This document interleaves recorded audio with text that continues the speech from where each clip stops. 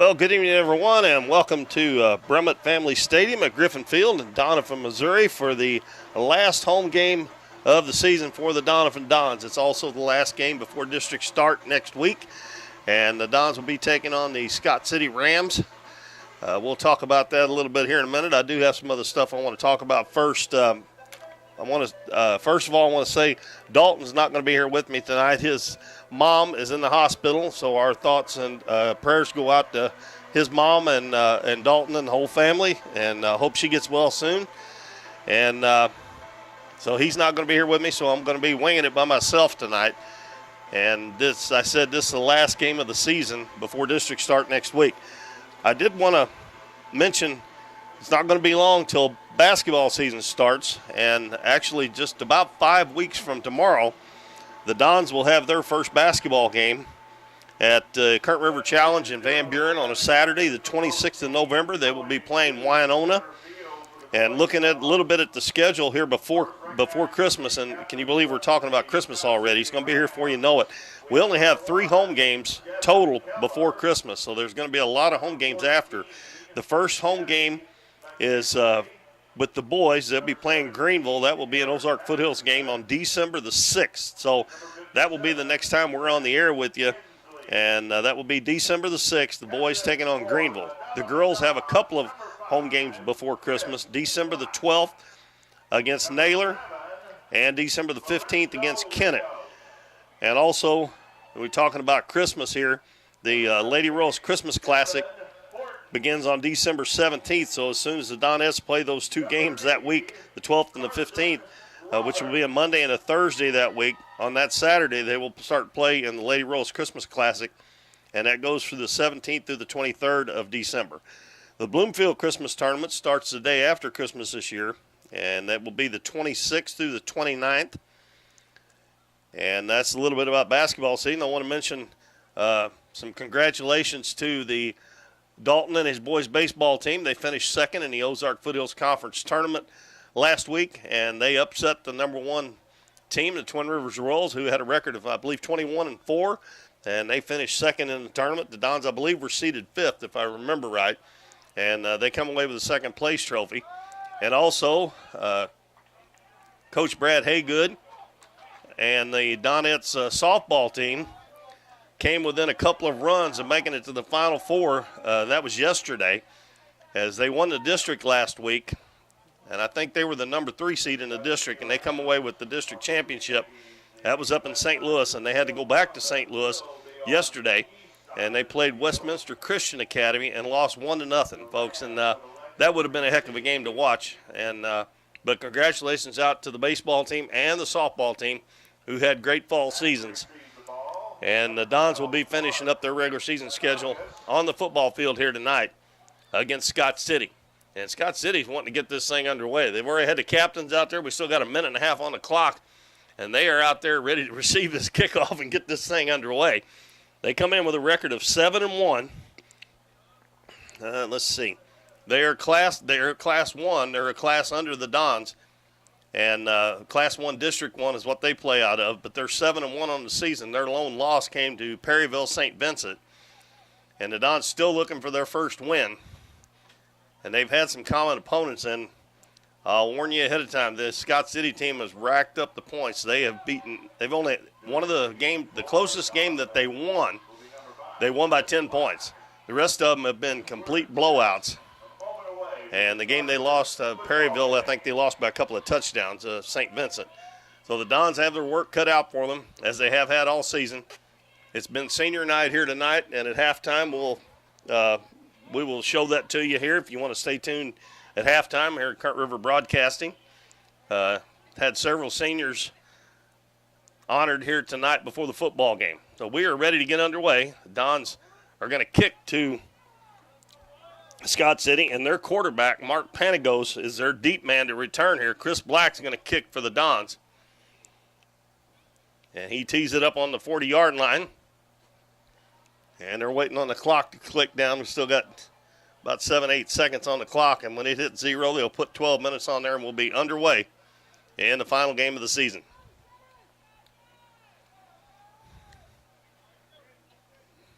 Now the referee raises his arm, drops it, and here we go. Chris Black kicks it. It's a bouncer down the middle, and it bounces up. It's fumbled. The ball's loose on the floor. Panagos is going to pick it up. Dons had him back about the 20, but he gets up to about the 28, 29-yard line. So that's where Scott City will start out. And it's kind of unusual to me. This Panagos must be one heck of an athlete. Let's see. He's only a junior. But you usually wouldn't risk your return man, your quarterback be return man, but he must be the most athletic kid on the team. He started out in the shotgun. Ball's at the 28-yard line, 1st and 10 for the Scott City Rams. Man in motion. They hand it off out to the 30, big hole, and he breaks a tackle. He's out to the 50, inside the 40, and Luke Emmons finally catches him and knocks him down inside the 30-yard line. And that was number 30, and that is Chase Venable. And quickly to the line after a big gain. They're not wasting any time. Panagos about 6 yards behind the line of scrimmage. They mark it at the 26, 1st and 10. That's 26 of the Dons. So a big gain on 1st down for the Rams. Man in motion. Panagos is going to drop back to pass. Now he rolls out to the right. He's telling somebody to go deep. He's going to keep it himself, and he's going to get inside the 20-yard line, and he's going to be far enough to get another 1st down. Dons flushed him out of the pocket there, but they didn't have any containment on the outside, and it looked like to me his receiver he was telling to go deep was blocking downfield, and you can't do that on a pass play. So handoff up the middle, and we've got a flag on the play, and it's going to be illegal procedure against Scott City. So that'll move them back 5 yards to the 17-yard line, and it will be 1st and 15. As in 28 seconds, they've already moved the ball down. They had it at the 12. Now it's back to the 17. High snap. Panagos hands it off up the middle and hit hard about the 11-yard line. I believe that was Gavin Venable. Nope. Panagos lobs it out in the corner, and the pass is caught. And he caught that. I believe that was a one-handed catch. And he caught it about the goal line. And we got another flag, I believe. They've got it marked down about the 1-yard line. That must be on the Dons because they're not moving back here. And I couldn't see what illegal substitution maybe. So they declined the penalty. They've got it at the 1-yard line. And we've played less than a minute. And they are knocking on the door, getting on that scoreboard real quick. Even on the 1-yard line, they still line up in the shotgun. Panagos is going to pass. Passes out in the flat. And there's going to be a loss on the play. Good play there for the Dons. And that was Sean Gazaway who hit the runner behind the line of scrimmage. And he's going to lose back to about the 6 or 7-yard line. And quickly players run in and out. And they're quickly to the line of scrimmage. 2nd down. He's going to run it himself. And he's going to break loose. And he's going to go back to the middle. And he gets a block, and he's going to, oh, my goodness, he spins his way into the end zone. They had him over on the sideline, just like about a yard pushing him out of bounds. And he shook off the tackle and went back to the middle. And he done a little spin move to get into the end zone. So a minute and a half in, and Scott City's on the board. And Panagos, he's a left-footed kicker. I was watching him kick in warm-ups. He was kicking field goals easily from 40 yards. And that's something you don't see very much in high school. But he kicks with the left foot. He's a right-handed thrower. And it's a bad snap. And the ball is jumped on there by the holder. That was number 43, Lane Johnston. So the extra point is no good on a bad snap. But quickly, Scott City on the board as they take it 71 yards for the score. A 71-yard drive. So the Dons behind the 8 ball early here in the final game of the season.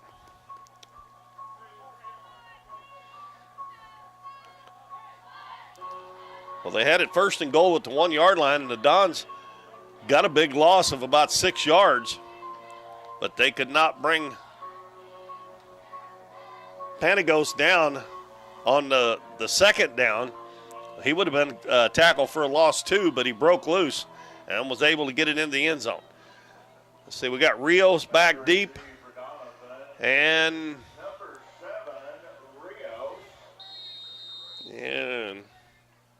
Jackson LaRue are back deep for the Dons.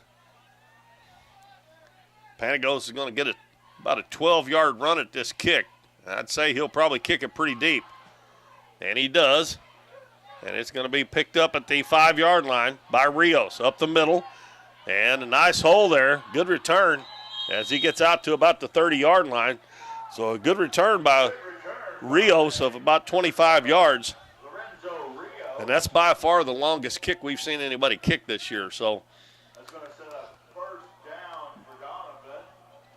Panagos is doing it all for the Scott City Rams.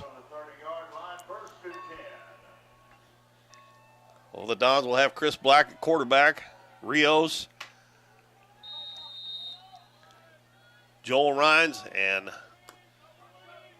Luke Emmons in the backfield. Emmons is in motion. He takes the flip, breaks it to the outside, and he's going to be hit for a loss. And he fumbled the football, and Scott City comes up with it. And about 4 or 5 guys gang tackling him, and he could not hang on to the ball. And after one play, Scott City will take over on the turnover on the Dons. It's been a problem all year long. And they get in their first possession. They turn it over after one play. And quickly, Scott City on the field, their offense, wanting that ball. They got it on the 23-yard line of the Dons. So they're in scoring position already. Panagos drops straight back to pass. Now they flush him out of the pocket. He's looking deep. Got a man wide open on the other side of the field. He's still running around. Now he gets a block, and he's going to get down to the 10-yard line all the way in and down almost to the goal line. They had him cornered several times and could not bring him down. Quarterback number 12, Benagas hangs on to the ball, couldn't find the receiver. And he is marked at about the 2-yard line, and they will have a first and goal. Looking to score again, and we have not even played 2 minutes yet. Panagos is going to take it himself, and he walks it into the end zone. No containment on the outside at all. None. You got to wonder, the Dons haven't won a game all year, and they've been real good about keeping their heads up and playing hard, but that one there looked awful easy, folks. There was not any buddy out there at all. I mean, he actually almost walked into the end zone. So that makes it 12-0. Panagos will try the extra point. We've played 2 minutes and 2 seconds, and they're looking for point number 13 already. This is a good snap. Kick is down, and it looks like it's right down the middle. And it is. And that'll make the score 13-0 in favor of Scott City. And this one is not started out anywhere close to the way that Doniphan would have wanted to. Knew coming in it was going to be a tough night. And when you're playing a team that's this good, you can't give them extra opportunities like the Dons just did. Now, I will say, Luke Emmons was probably trying to hang on to that ball, but he had 5 guys on him, and it usually takes about that many to get him down, but they were able to strip it away. And they create the turnover.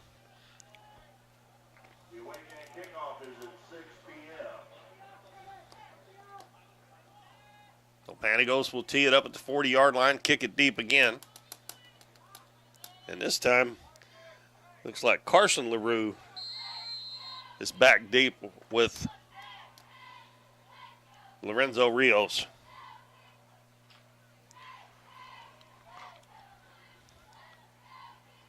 Panic goes, kicks it deep.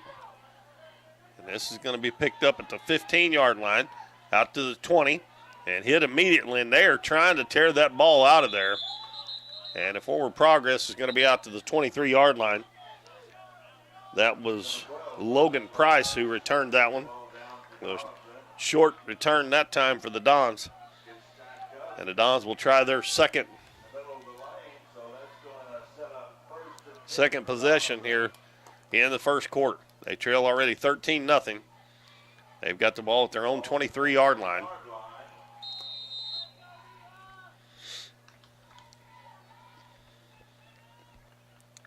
Rios comes to the left end of the line. They set up with those three running backs. Chris Black's going to get in the shotgun this play. He's going to drop back to pass. Pass is almost intercepted, and it's caught, but it's going to be for a big loss. That was a screen play, and Scott City read that well. And they're going to end up losing about 5 yards on the play. And behind the 8 ball again, 2nd and 15.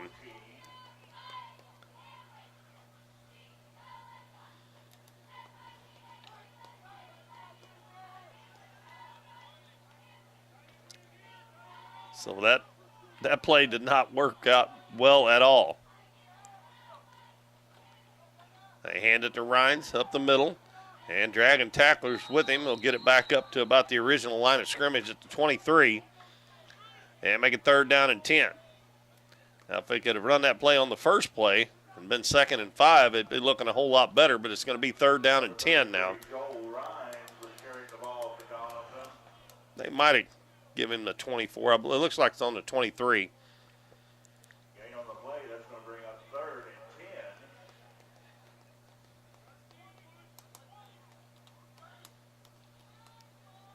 10. Don's got to get out to the about a little past the 33-yard line to get a first down. Black under center. A handoff to Rios, and he's going to get up to about the 25, and that's it. And that'll bring up a 4th down.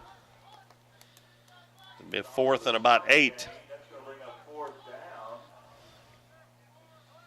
And Caden Buffington will come in to punt for the Dons. And we've played just over 4 minutes. Scott City's already going to have their 3rd possession. And guess who's back to receive the kick? Mark Panagos is back there. He kicks, kick returns, punt returns, quarterbacks, running back. And the punt is going to bounce. And he's going to let it bounce. And it does get a good bounce for the Dons. It bounces down to about the 33-yard line. So that was a 17.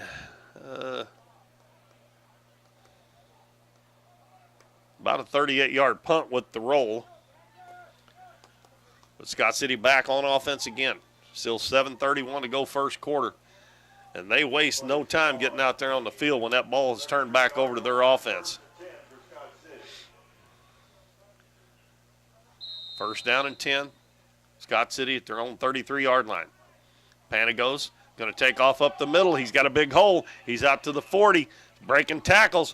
And what a move there. Down to the 45, still on his feet. And he's finally going to be knocked out at the 30-yard line. And you could probably hear his teammates hollering about that move he made out there in the middle of the field. Wow.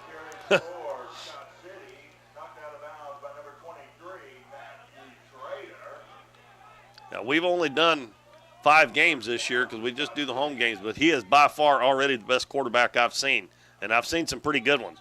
Hands the ball off, big hole, down to the 20, cuts out to the outside, and he's going to stay on his feet down inside the 10-yard line. The Dons just can't get him down, and that is number 23, Tyson Underwood, and they are already inside the 10-yard line of the Dons. Number 23, Tyson Underwood, carrying for Scott City. Man in motion, a high snap. Panagos rolls out the right side, got a man wide open, and catch is made by Underwood. He gets down inside the 5. And the Dons look like they're confused because if he'd have thrown that ball to him quicker, he'd have walked into the end zone. He had 2 guys wide open out there. Underwood was the farthest one down the field, and he had one back up a little bit farther. And they were both wide open with nobody even close to him. Ball at the 4. Handoff up the middle, and the touchdown for Underwood. And it is 19-0, and we have yet to play half of the first quarter. I think Dalton and I talked about this last week, or maybe I did the week before when he wasn't with me, but this is not a district game because they're not even in the same class. A lot of times you see these scores really run up on people when they're in the same class in the same district, because if there's a tiebreaker, that is one of the first tiebreakers is the amount of points you score, and that's the reason some of these schools really run up the score. But this is not a district game, so I wouldn't expect them to run it up too bad, but I don't know. 20-0, his kick is good right off the bat. And we have played 5 minutes and 35 seconds, and they have scored 3 touchdowns. They've scored every time they've had the ball. The only mistake they made was a bad snap on the extra point on the first touchdown. And the Dons have not got a first down yet. They've had a fumble. As a matter of fact, they've only run 4 plays is all they've run, and do not have a first down yet.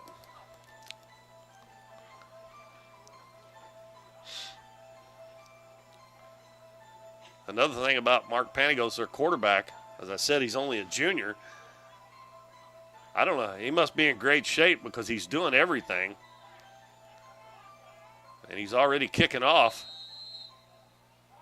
for the 3rd time. He's tried 3 extra points. Well, actually 2. First one he didn't get off, but he steps into the ball high in the air. This one's going to be deep, and that's going to be Gazaway at the 10, and he is hit at the 15 and brought down. And that was number 17, Arion Patterson.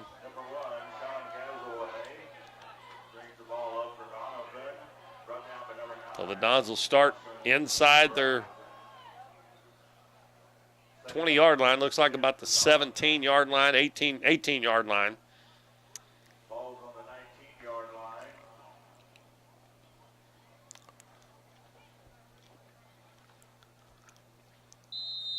If nothing else, they need to get a couple of first downs just to give the defense some rest, which in high school, the kids are playing both sides of the ball, so it don't really make that much difference. Hand off to LaRue. He's going to get out past the 20-yard line. We'll get 2 or 3 yards on that play. Number 24, Carson LaRue, carrying the ball for Donovan, gets some yardage. Yeah, they're going to mark it at 21, so that'll be 2nd down and 7.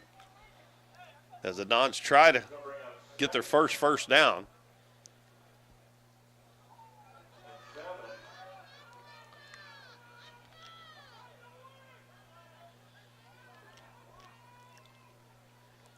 Nobody out wide for the Dons. Emmons in motion, takes the handoff, gets a little hole, but it closes quickly, and he only gets a couple of yards on the play. So it looks like maybe 1. We're going to mark it just about the line of scrimmage, so they've got to get out to the 28, so it's about almost 3rd and 7. Scott City's defense is stout as well.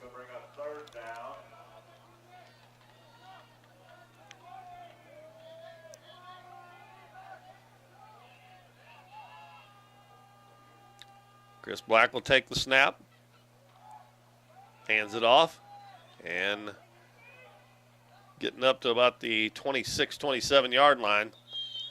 I believe that was Luke Emmons, but he's going to be short of the first down. No, that was Rhines, excuse me, Joel Rhines. No, I'm sorry, it was Luke Emmons. Well, the Dons are Actually, they got the ball spotted at the 25, and they got to get to the 28. So it's 4th down and 3. And Coach Lance is rolling the dice. Nope, he's going to bring Back to punt, number 88, Peyton Buffington in to punt. I thought they were going to go for it.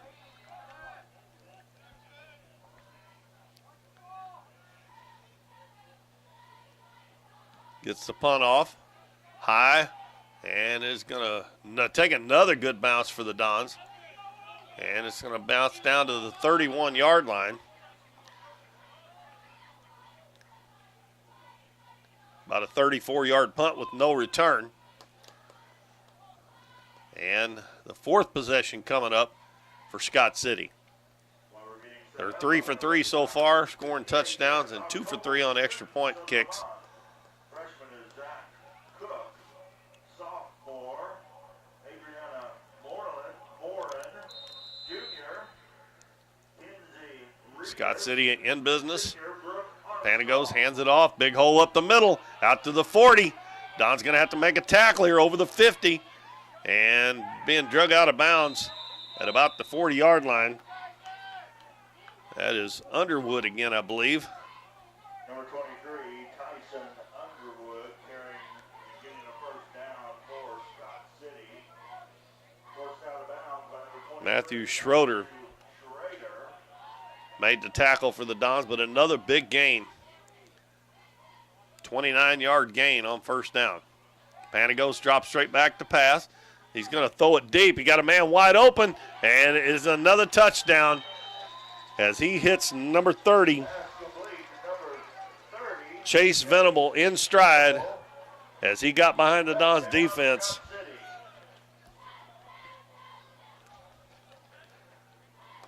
And that was a perfect throw.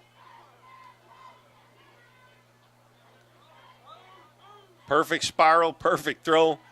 He caught it in stride, didn't have to wait on it, and he just waltzed into the end zone. 40-yard touchdown pass, Panagos. Now he'll try the extra point. It is up, and it looks good, and it is. That makes it 27-0 with 3:44 to go in the first quarter. Scott City 27, Doniphan 0.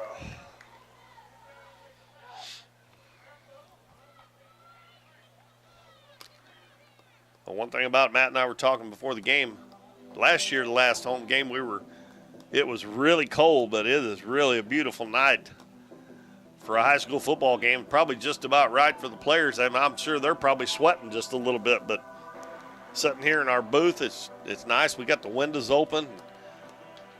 It's just a beautiful night. We've had a few cold nights. Doesn't look like it's going to get that cold tonight, though. So 4 possessions, 4 touchdowns, 3 extra points, and Scott City leads the Dons 27-0. The Dons still have only run 7 plays on offense. Haven't got a first down yet.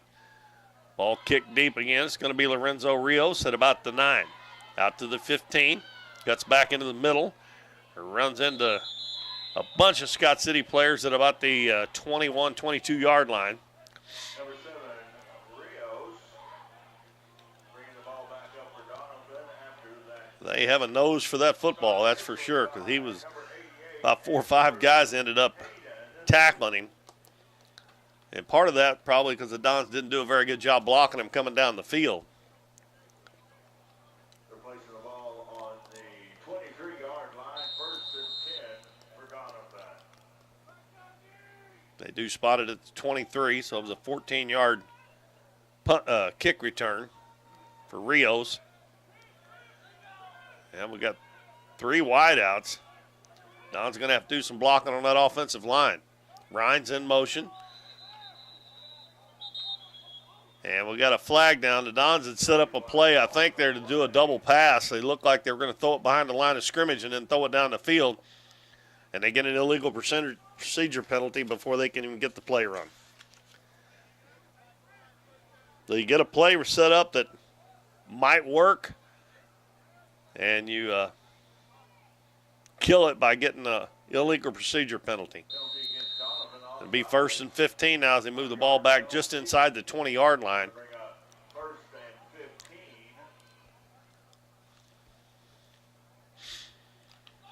15. It looks like where they have the first down marker that they want to move that ball back 4 yards on the penalty, but Dons need all the help they can get right now anyway. Black in the shotgun. Ryan's in motion. Going to throw it out to LaRue. He's going to throw it deep. Got a man wide open. Oh, he underthrew him. That was the same play they were going to run on this side, I think. And Carson LaRue had Luke Emmons wide open, and he underthrew him.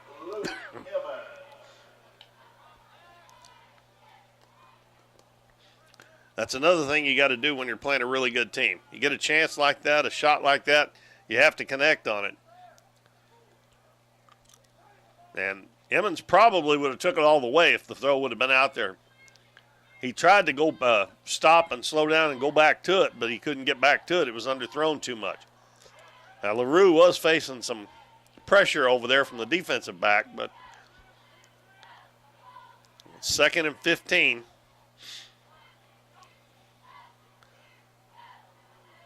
Handoff up the middle and out over the 30-yard line. Good gain that time, or over the 25-yard line, excuse me, is Rhines. Gets out to the 26. That'll bring up about a 3rd and 8. Well, there's a 7-yard run there for Joel Rhines.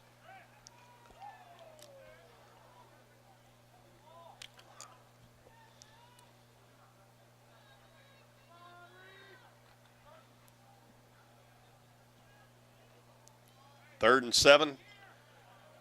The Dons from their own 26. 2 wide receivers right, 1 left.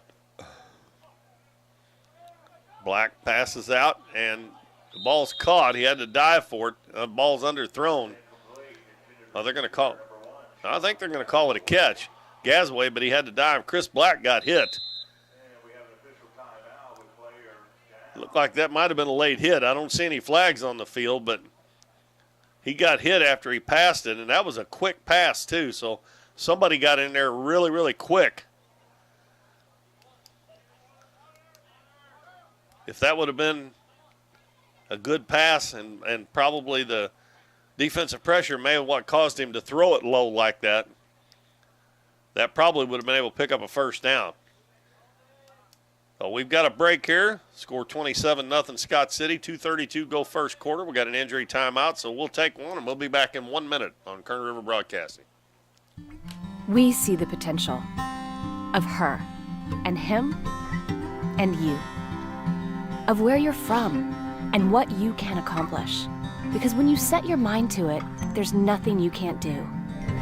But reaching your potential isn't just about achieving your goals. It's about helping others, supporting your neighbors, building your community, and investing in people that make a difference. Like her, and him, and you. Because when you're from here, that's just what you do. And from here, we can do anything.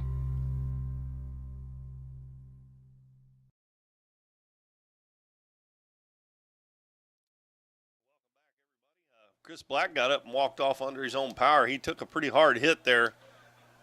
And the Dons will have to punt it away again.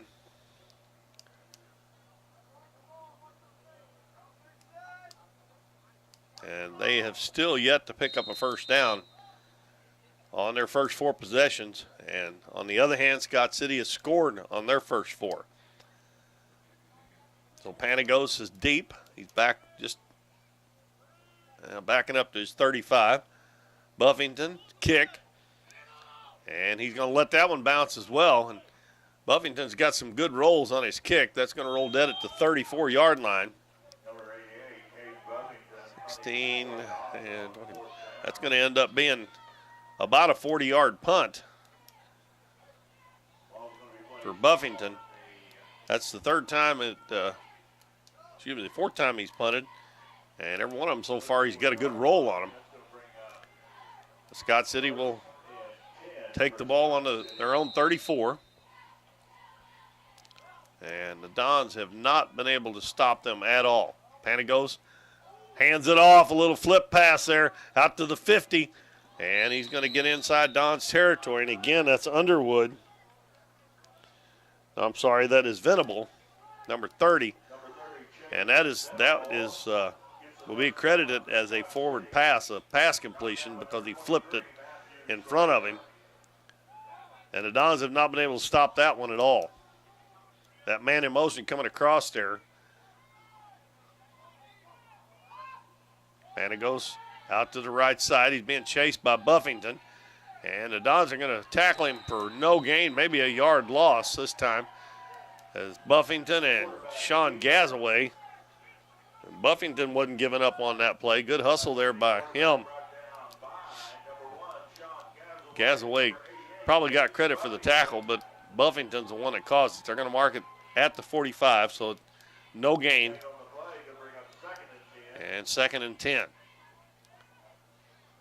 And it rolls out to the right side. Going to throw it back to the left. Got a man wide open with blockers in front. He's down to the 40, down to the 30, and he's going to be pushed out of bounds by Rhines at about the 25, and the Dons got suckered in on that one big time as he rolled out to the right, and his receiver come back to the left side. That was Trent Latham. And there was no Dons on this side of the field and 3 big old offensive linemen out in front of Latham. And he picked up about 19 yards on that pass play. Minute 32 to go first quarter. Man in motion. He takes the handoff, trying to get out wide. And they string it out a little bit, but he's going to get out around the 20-yard line before he goes out of bounds. He's going to be fairly close to another first down.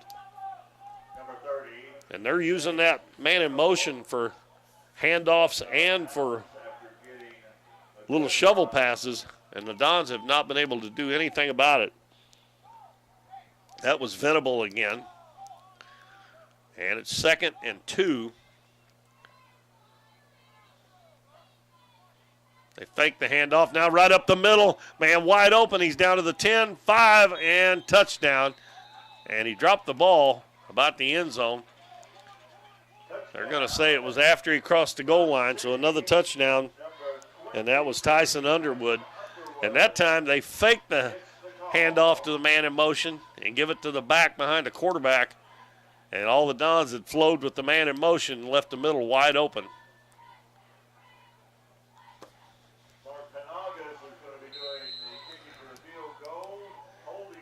33-0, and we still have a minute 8. This has been a long first quarter.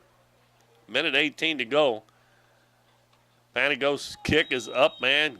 Good again. And he's 4 out of 5 on extra points, and he probably would be 5 out of 5, but the first one, they had a bad snap on it, and he didn't get to kick it. So 34-0.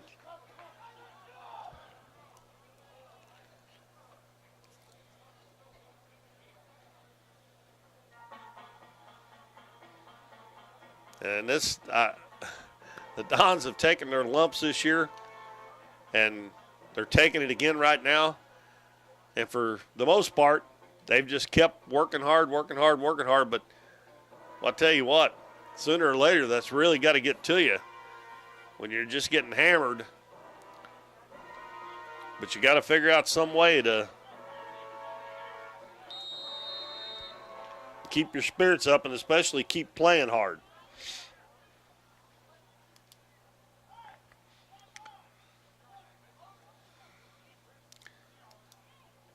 And he goes, kicks it deep again. It's going to be Rios again at about the 8. He's out to the 15, 20, and no blocking for him. The Dons are all up past him by 15, 20 yards, and all the white shirts are behind him. He has no blocking at all. You're supposed to put a body on somebody to give him a chance. My goodness.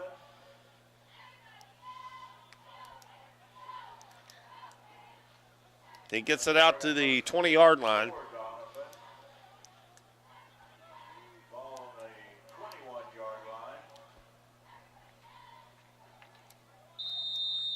First down and 10.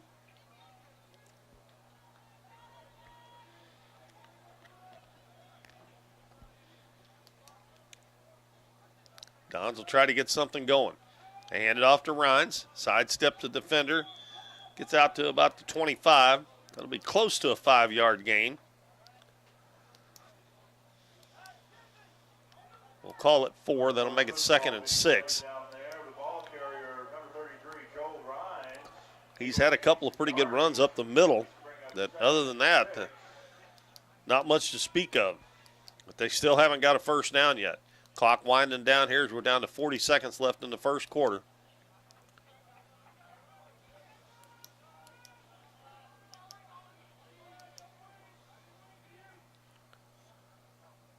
Emmons in motion. They give it off. Rhines again, and he is gang tackled after a couple-yard gain.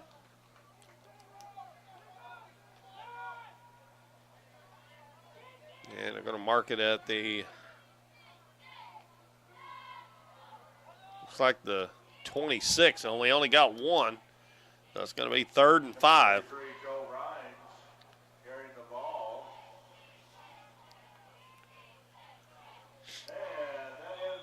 That's going to be the end of the first quarter. Our score, Scott City 34, the Dons nothing on the final game of the regular season here for the Dons and the Scott City Rams. We'll take a 1-minute break. Be back with more high school football on Current River Broadcasting.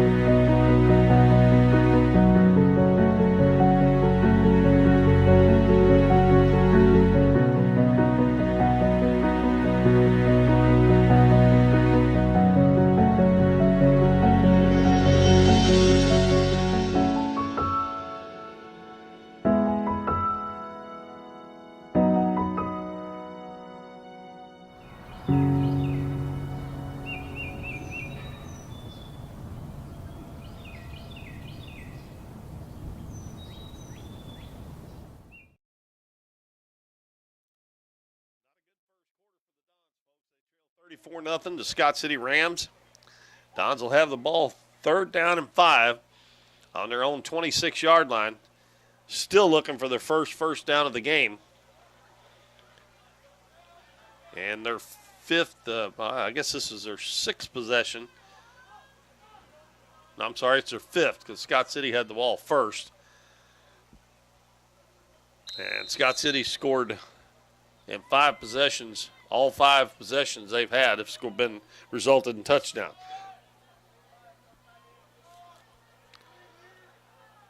Third down and 5 as we have 12 minutes on the clock to start this second quarter. Emmons in motion. He gets the handoff, breaks a tackle, gets to the outside, and there's that first down for the Dons. Good running by Luke Emmons. Got a couple of good blocks out there. And the Dons fans finally have a little bit to cheer about.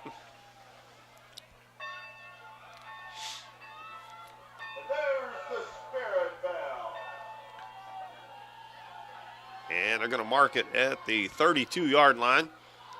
1st down and 10 for the Dons.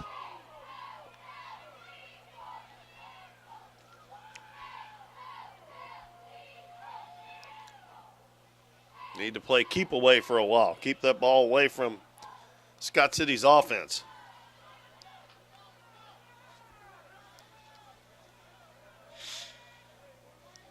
Dons come to the line of scrimmage.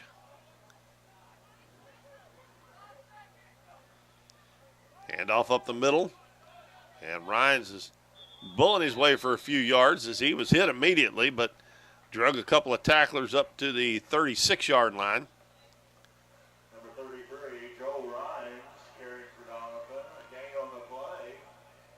He got about 4 on that, so it'll be 2nd down and 6. Now they're going to mark it at the 36. They got to get to the 42, so yep, 2nd down and 6.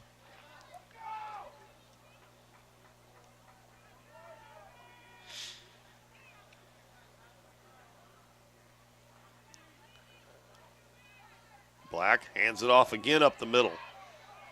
And Rhines will get it out to the for 39-yard line. And it will be 3rd down and 4 for the Dons, who just came off getting their first down of the game.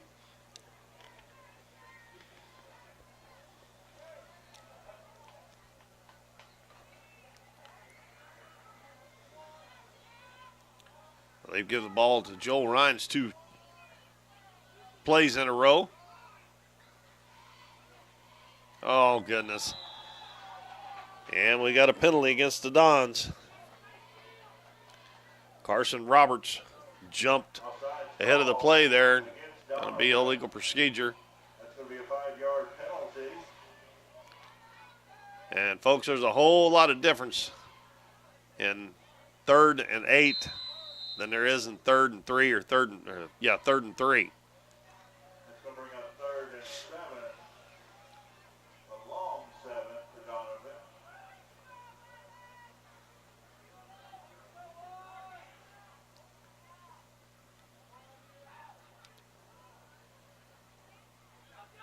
Emmons in motion. He's going to take the handoff. Gets to the outside again, and not going to be much there. As Scott City swarms the ball carrier. And he only picked up about a yard. That's going to bring up 4th down again. It's going to bring up 4th down for Doniphan. And Coach Lance going to send out Buffington to punt again.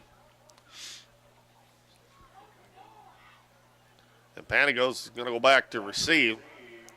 He has not caught one of the punts yet. Every one of them he's let bounce. And this one is high, and he's not even going to try. He doesn't even. That one takes a bad bounce.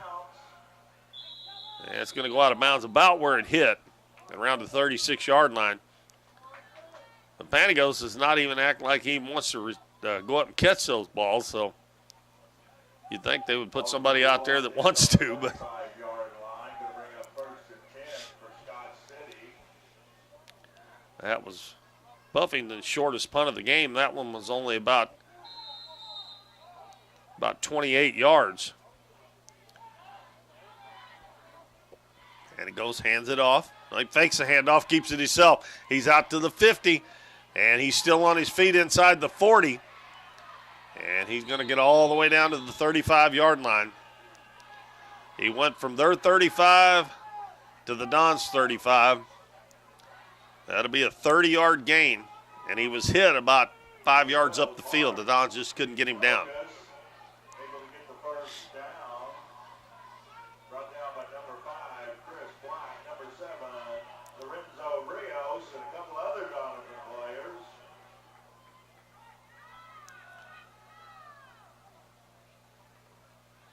Pitch out. And he around the end, 30, 20, 15, 10. And he's going to be run out down inside the 10-yard line. Able to get a 1st down. Tyson Underwood, Brought down by they're number going to mark it right at the 10-yard line, so it'll be 1st and goal. And the Dons just cannot contain that outside. They can't. They have got to have somebody out there. If they just stand there, I mean, they get caught on the inside of their blocker and they can't get back out there. Handoff, and down inside the 10, still on his feet. And kind of a body slam there by one of the Dons defenders. That was Underwood who took the ball, and they mark him at the number 23, Tyson Underwood, forced out of bounds. 6-yard line. It'll be 2nd and goal from the 6. And it goes standing at the 11. And wide open up the middle is Underwood, and he takes it into the end zone. And again, the Dons, that man in motion going across there,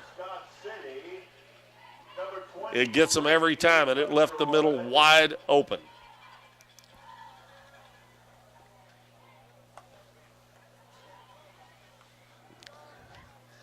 And it's starting to get a little bit ugly now, 40-0 8:29 left in the first half. Extra point pending here.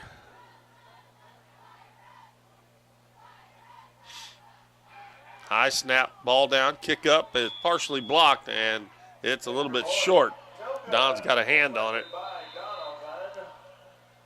And we have a flag on the field.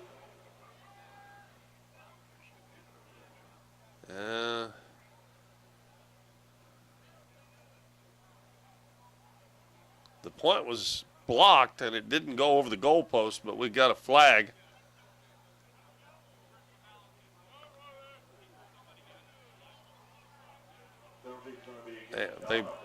They pointed against Doniphan, but the other official come in and said it's against Scott City. So I think they're going to change it. Yeah. So it'll be the extra points, no good. Looks like it's going to be a penalty against Scott City. I don't know if they'll enforce that on the kickoff or not. But I think it was a personal foul. It looked like what he called. And they are taking the ball back. They usually kick off from the 40. It looks like they're going to go back to the 25-yard line. So it was a personal foul penalty on the extra point try.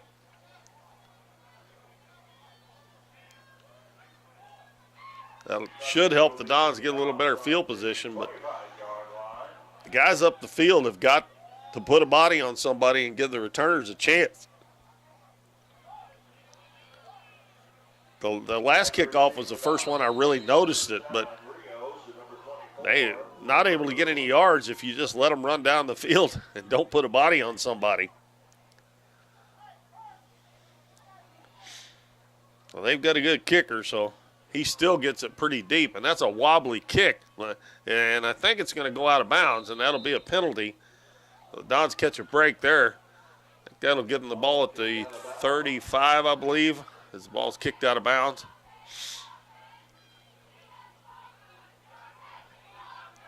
That'll be their best start in field position. That may be their deepest penetration. I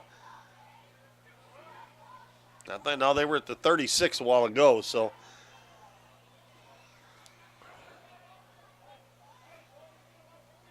let's see where they mark it here.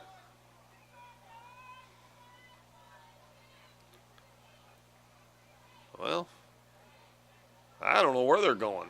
They're going all the way up to midfield.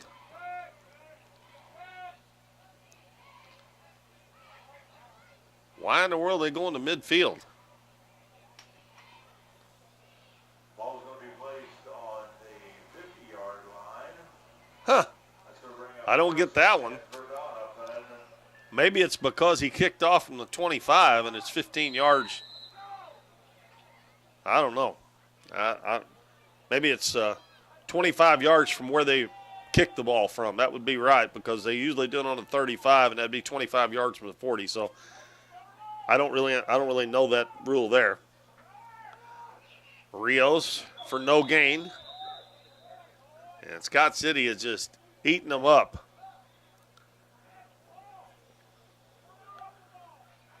You can see they've watched game film on the Dons running the football with that misdirection play, and Second and 10 with the ball on the 50-yard line. not much room to run the ball.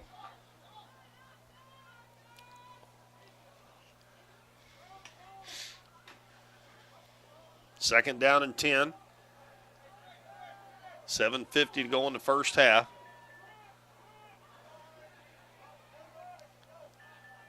Buffington in motion, comes wide left. Gazaway's wide right. Black back to pass. Pass down the middle. Oh, my goodness.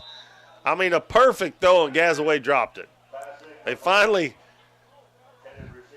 that was a slant pattern as Gazaway cut and had a step, and the ball was right on his hands, and Black put it right there, and he just missed that one. Got to catch those, boys. Get a chance, you got to catch them.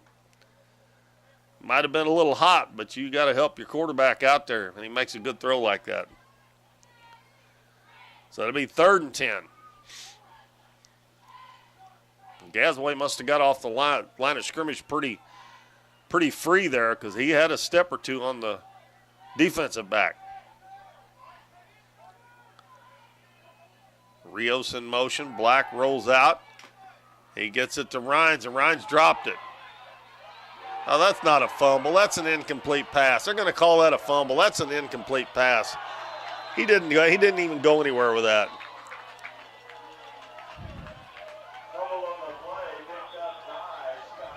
That's a bad call.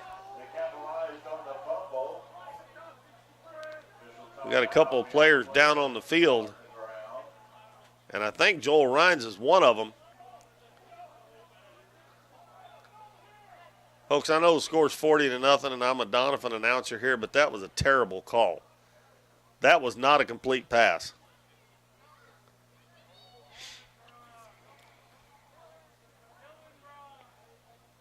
But they call it that way, and the ball is run back to about the 13-yard line of the Dons. And Coach Lance is out there talking to the official. I don't blame him. That was not a complete pass.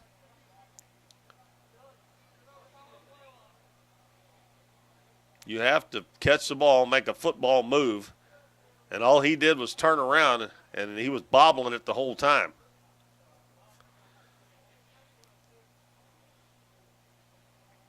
And Rhines was, if that is Joel Rhines, I'm pretty sure it is. He was laying face first, and they've got him rolled over on his back now.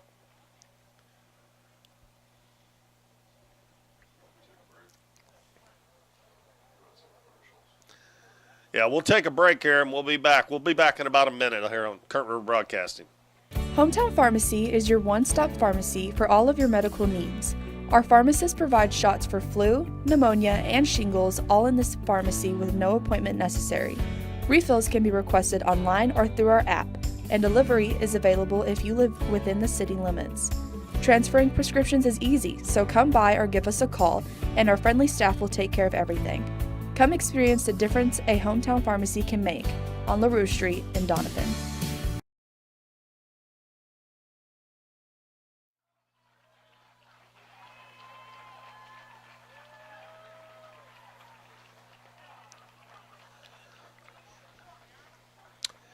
Well, we're back here. Joel Rhines did get up and walk off the field under his own power. He's looks like he might be a little wobbly there. I don't know. I'm afraid there might have been a helmet-to-helmet hit there, because when he was bobbling that ball, he was reaching down and somebody hit him. And again, that's why I said he was bobbling the ball. That's the reason it should have been an incomplete pass, but they called it a fumble. So hopefully he's all right. And hopefully he'll be able to get back in the game. But with being the last game of the season, if it was maybe head-on helmet-to-helmet there, they might need to get him checked out. Well, Scott City looking to score here again. Still, we're not even halfway through the second quarter, and they lead 40-0. And we've got a timeout called by Doniphan.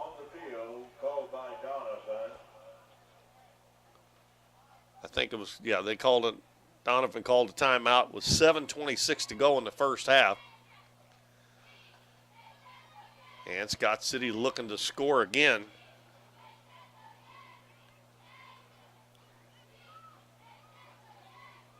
The Dons have not had the ball on offense past the 50-yard line. They had it at the 50 to start that drive, and the only reason they got it there was because a penalty on the extra point before pushed them back, kick off from the 25, and they kicked it out of bounds, and they got the ball at the 50-yard line.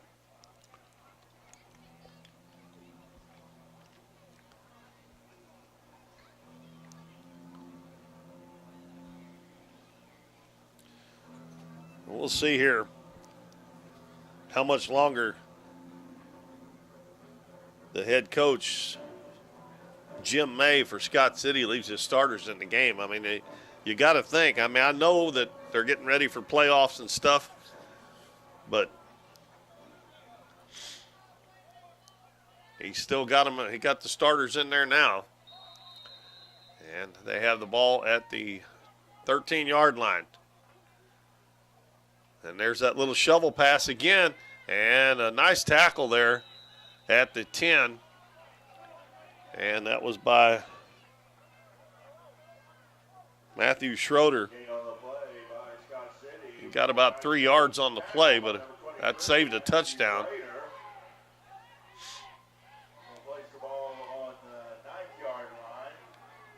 That was Gavin Venable who ran the ball that time.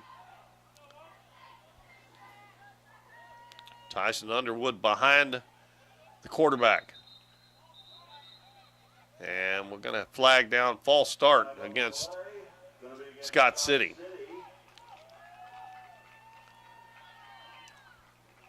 That'll push him back 5 yards. 5-yard penalty. It looks like that pushed it back to where they were, so that gain a while ago must have been 5 yards, but it looked like it was just inside the 10-yard line. And they put it on the, looks like the 13. And he's going to keep it himself, breaks a tackle, and another touchdown for Panagos. And that was Carson Roberts, who had a chance in the backfield. Couldn't get him down, and Panagos run it in for another one.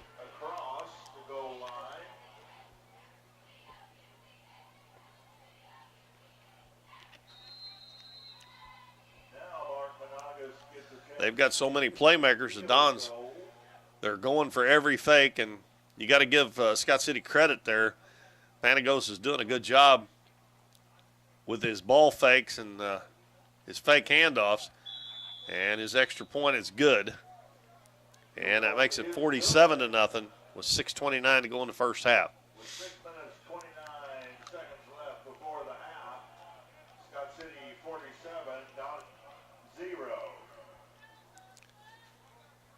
The Dons will play next week in a district. I'm not sure they're going to be the last seed, if they call it seeds. I'm not really sure, and I'm not sure who the number one is, but they are playing out west, and all their games this year have been against teams from east of here, and with them changing the districts every year now, the games are already scheduled before they get the districts lined up, so you don't play any of the teams that you're going to be playing.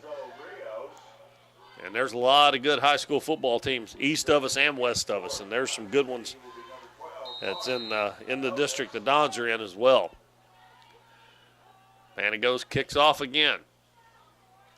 This is going to be Gazaway at the 15. Cuts back to the center of the field.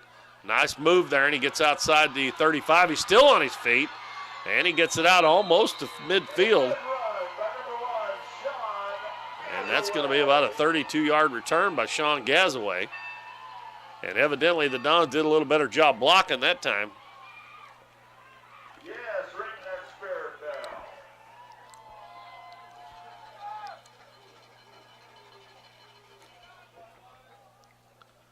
bell. They're going to mark it at the 47. That's going to bring up 1st and 10. After a good return by Sean Gazaway. Ball's being placed on the 47-yard line. I believe the Dons still only have 1 first down. There's maybe 2, but they have struggled mightily on offense. You have 11 players on defense, and there's a pass, and it's going to be knocked down. And Black tried to get it to Carson Roberts, and it was knocked down by one of the defenders. But when they come up to the line of scrimmage there was 10 of the 11 players. And I mentioned this the last home game. Everybody knows they run the ball almost all the time. You got 10 players inside of 5 yards of the line of scrimmage. And when you're playing a team against Scott City, you can't do that because they've got 3 wide receivers on every play, so you can't stack the box like that. I mean, they've got so many guys up at the line of scrimmage, it looks like there's 15 guys out there. Now they're within 3 yards of the line of scrimmage. Black's going to throw it again, and he's going to throw it away as he's being chased out there. Pass incomplete. Intended receiver was number 37, Luke Evans. That'll bring up 3rd and 10 as the Dons have tried 2 consecutive passes. Scott City just broke loose on Chris Black that time. He had to get rid of it.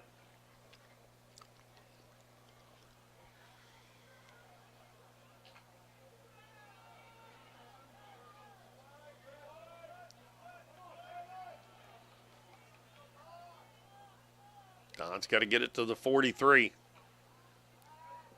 And a bad low snap. Black's going to get rid of it. The pass is complete, but it's only going to gain about a half a yard. As Gazaway caught the pass and Black knocked down again.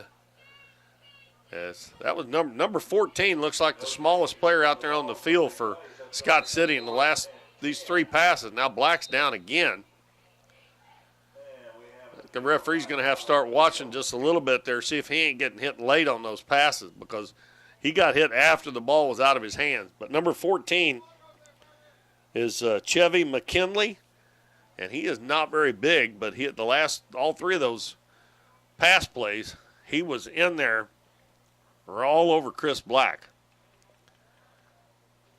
And Black walking off like he's got his shoulder dangling a little bit.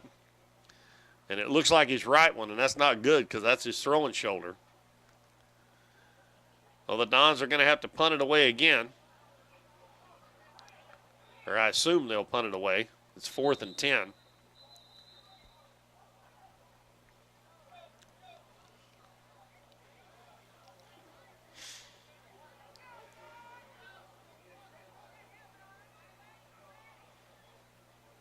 And Buffington does come out, so they'll punt it away. So good field position after that good kickoff by Sean Gazaway, and the Dons doesn't move the football at all. 3 incomplete passes.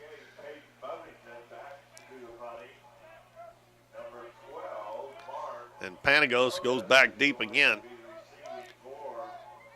It's almost like if he's got to move for the punt, that he won't even field it. He just lets it bounce. And that one was almost blocked. And again, the ball bounces, and it takes a Doniphan roll. And it'll roll dead about the 23-yard line. And that will be a 30-yard punt with no return for Caden Buffington. And the Dons right back on defense again.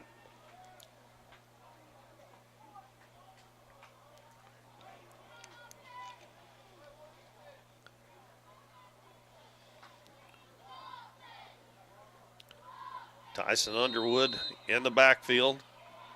And it looks like we got a new quarterback in. I'll get that for you here in just a second.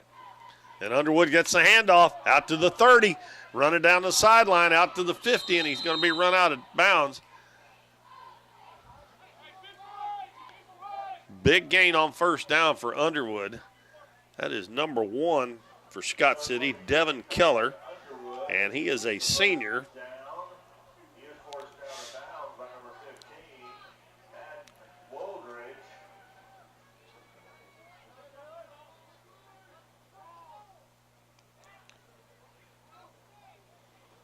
Another handoff up the middle, inside the 40, and brought down from behind after another first down. Buffington gets the tackle, but Underwood again with another first down to the 35. Able to get the first down before being brought down by number 88, Caden Buffington. Now Underwood checks out of the game. And number 9, Lawson Graff comes into the backfield. Also Gavin Venable out there, and number 43 with his first action, I believe. Lane Johnston. And we have a whistle before the ball snapped. And we have an illegal substitution on the Dons. That'll be a 5-yard penalty for first down and 5.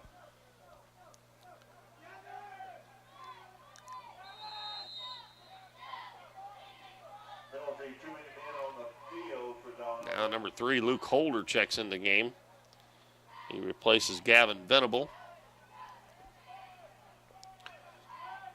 as they are starting to put some second stringers into the game. They have second string quarterback Devin Keller.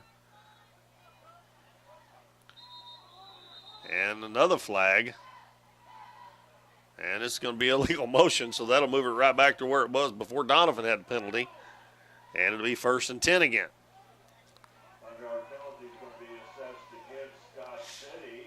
I hadn't really paid attention if they brought any new players in on the offensive line. If they did, that might be a little bit to be expected. New into the ball game with a new quarterback as well.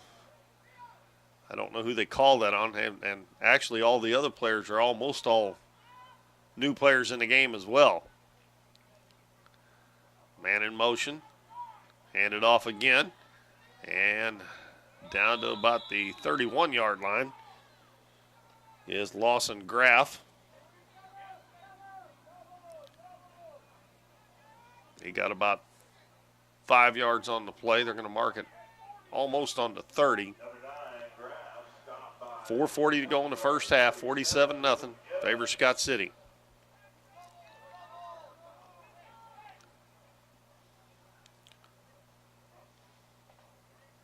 This time, a quarterback's going to keep it. He gets inside the 25, and I believe that'll be another first down. As Keller kept it himself.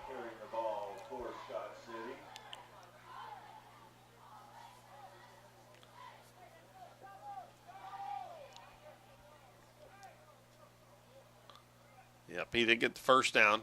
He'll mark it at the 24-yard line.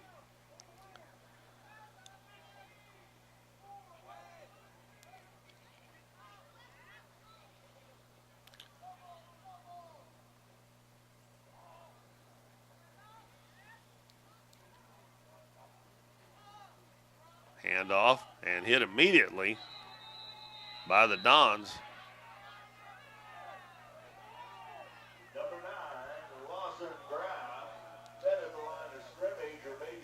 Trenton Anders, Dalton Sappington in on the play. And I believe he actually lost a yard back to the 25. Make it 2nd and 11. Quarterback keeper, now he pitches. Graff got some room. And a flag comes in from behind. That's probably going to be a hold, I would say, from where the flag came from. He got the ball down inside, close to a first down, but I believe it's probably going to be a holding call. Indication of holding play or holding penalty.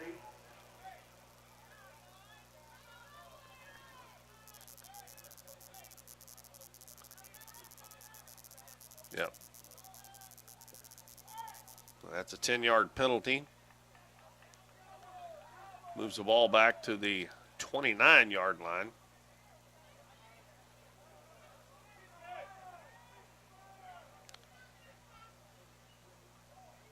Now, they must have marked that off from the spot of the foul because the ball was on the 26. That's only a 3-yard penalty. And quarterback's going to keep it, and he'll get down to the 25. Keller faked the pitch and kept it himself. Went right up the gut with it. Got tackled at the 25. Number 1, Devin Keller, quarterback, keeps the ball.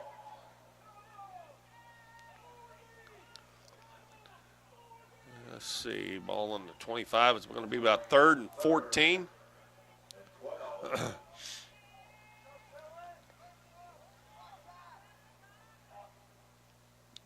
And the Dons jump off sides. I think he made contact. Mistake after mistake after mistake. And again, 3rd and 7 or 8 is going to be a lot easier to get than 3rd and 14. Let's see if they have Keller throw the ball. He hadn't passed one yet since he's been in a game. They're going to hand it off to Graff, and he's going to be tackled right at the line of scrimmage. Maybe a loss on the play. And that'll bring up 4th down. Loss on Graff. Met at the line of scrimmage by number 88, Caden Bovington. Looks like it's going to be about 4th and 10 on. Looks like they got to get to about the 11-yard line for a first down. They keep the offense on the field.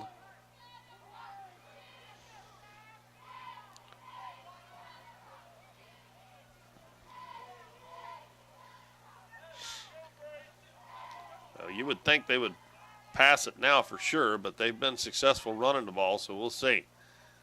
And they give the handoff to the man in motion, and he's going to get the first down, I believe, as they're going to get a touchdown as he takes it all the way, as Doniphan missed 2 or 3 tackles. And I think number 2,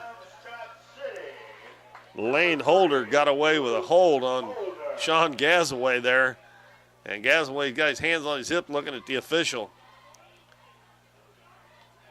And they don't call it, so it's another score for Scott City. He was right there in front of him. It looked like to me he had his hold in him, but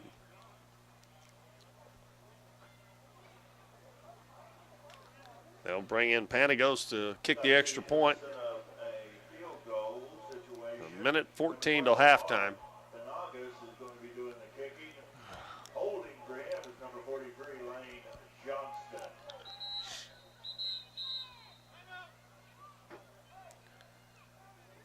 And we got a timeout call by Scott City. The play clock was about to run out on them. I want to remind everybody at halftime we'll have the senior night here on Curtin River Broadcasting for you. So make sure you stay tuned for that. This is our last game of the season that we'll be doing for you. But like I said in the pregame, it won't be long till basketball season's here. December 6th. I know that sounds like that should be a long way away, but it's not very far away, as we are getting close to the end of October. And the Dons basketball team actually will be playing, I think it's 5 weeks from tomorrow, at the Current River Challenge in Van Buren. They'll be playing Winona. We've only got 3 basketball games at home for you before Christmas, 2 girls games and 1 boys game. So there'll be a lot of basketball here in Doniphan after the first of the year.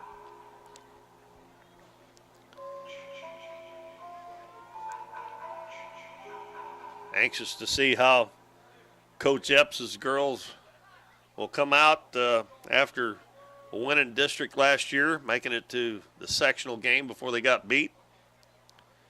And also how Coach Cagle does after graduating some key seniors. Back for the extra point with 1:14 to go, and it is up and good.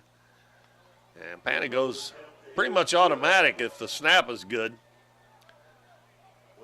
He's had 2 that he didn't get, but both of them, one of them was a high snap, and the other one actually was a high snap too, and he got it up, but it was partially blocked. So the ones he's got up, he's made every one of them. So that makes it 54-0. 1:14 to go till halftime.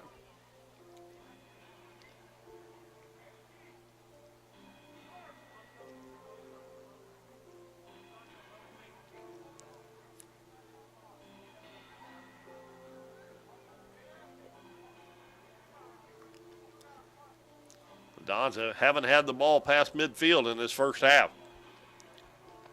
And only a first down or 2 is all they've had so far in the ball game. Scott City has been able to do whatever they've wanted to do on offense. They have scored every time they've had the ball.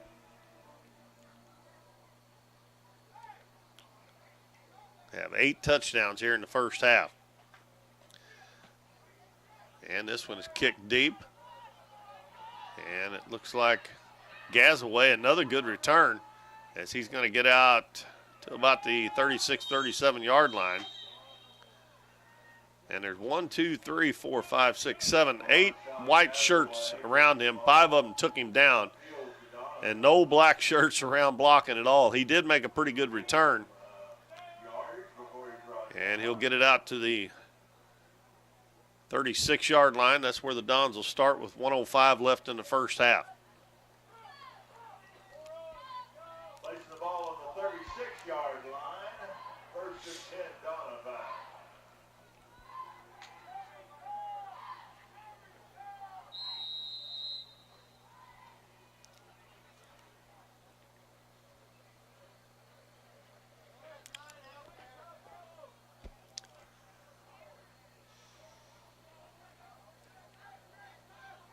And it looks like Madden Woolridge has come in at quarterback. Chris Black went off, looked like a hurt shoulder a while ago. Woolridge is going to roll out. And he should have threw it away, and he didn't, and he runs backwards. Now he fumbles the ball, but I think he was down. When you get out of the pockets, you got to throw that ball away. And he ended up losing a whole bunch of yards.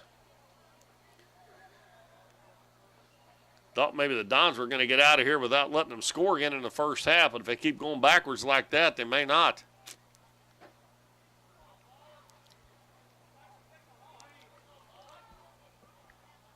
Woolridge is a freshman. Hadn't got any playing time, but got to get rid of that ball there. And I think looks like Logan Price may be in at quarterback now. He hands it off up the middle. And a couple of yards. And that'll be the last play of the first half. And all Scott City here in the first half, 54-0. Here at Brummett Family Stadium at Griffin Field. Scott City on top big, 54-0 over the Dons in the final home game of the season. We will take a break. We'll be back shortly before the second half starts. So stay tuned for senior night here on Current River Broadcasting.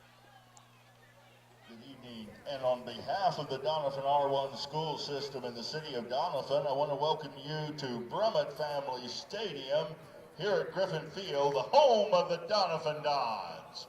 This is senior night, and we want it to go perfect, so if you guys are ready, give us a signal and we'll start up here. We're waiting for your signal down on the field.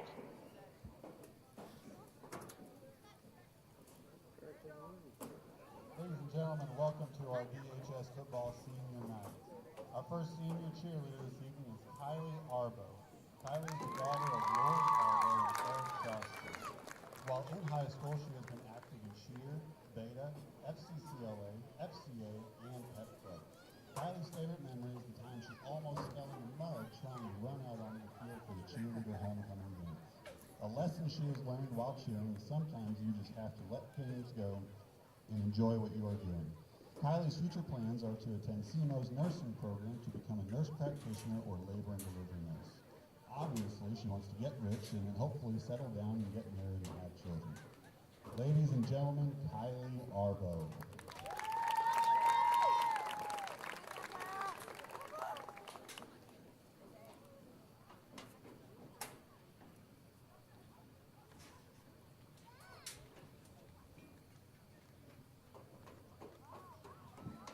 Next, we have senior Alexa McCoy. Alexa is the daughter of Jessica and Paul Maples. She has been a DHS cheerleader for all 4 years of high school. Her favorite memory is when she cut her hand open with scissors in Mr. Greenwood's class. Alexa's lesson learned while cheering is to always listen to coach. Her future plans are to attend TRC to become an RN. Ladies and gentlemen, Alexa McCoy.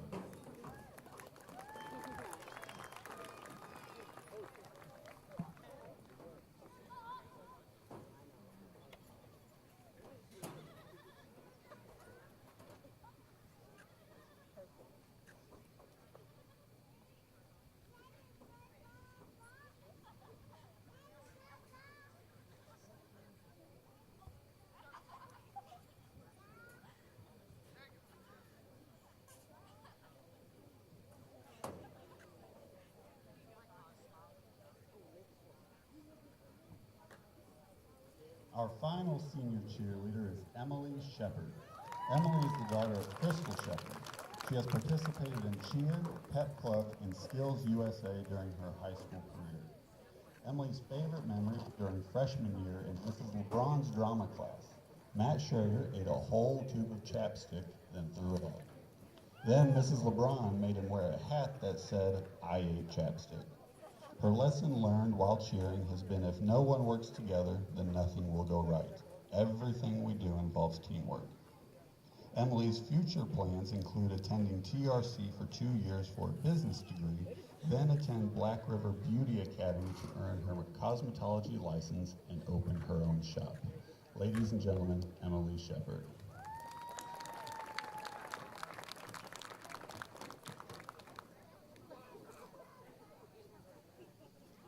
Our first football senior this evening is number 5, Christopher Black. Christopher is the son of April Black and Monroe Black. He is a quarterback and defensive back on the football team and is also on the basketball and trap shooting teams. While in high school, he has been involved with Pep Club, FFA, Beta Club, Skills USA, and FCA. He enjoys hunting, fishing, playing sports, hanging out with his friends, and spending time with his girlfriend, Zoe. His best memory while at DHS is, "If it glows, it goes." Chris's future plans are to attend college to become a chiropractor. Ladies and gentlemen, Senior Christopher Black.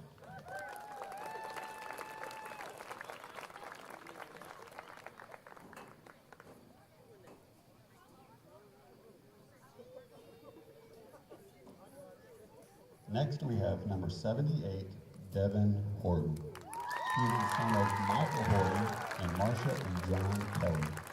He is an offensive and defensive lineman on the football team and has also been involved in Skills USA while in high school. Devin enjoys cars and four-wheelers and playing football and video games during his free time. His favorite memory while in high school was last year when the varsity football team beat East Prairie on their homecoming night. His future plans are to go to college, to play football, and get a business degree. Ladies and gentlemen, Devin Horton.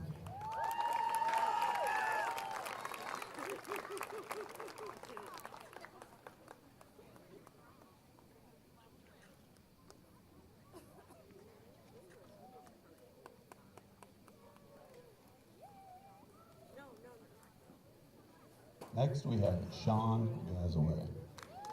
Sean is the son of Mike and Krista Gazaway. He wears number 1 and is a wide receiver and linebacker on the football team. He also is on the basketball team. He enjoys hanging out with the guys and playing football and basketball. His favorite memories include having bonfires and riding side-by-sides with Chris. Please welcome Sean Gazaway.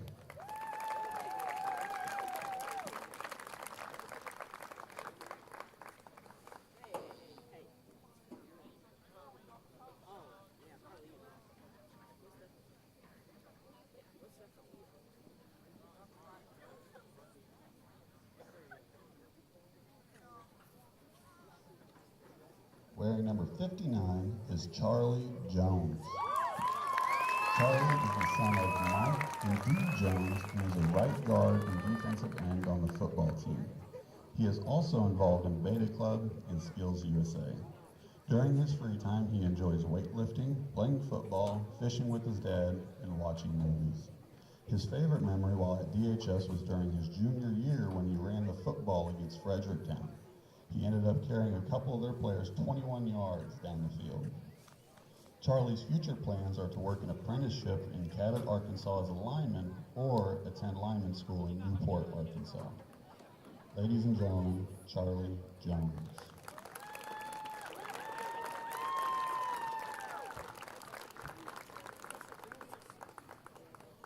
Next is number 24, Carson LaRue. Carson is the son of Brian and Sam LaRue and is a running back and a linebacker on the football team.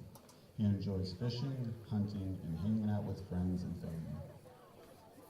During high school, he has been involved in FCCLA and Skills USA.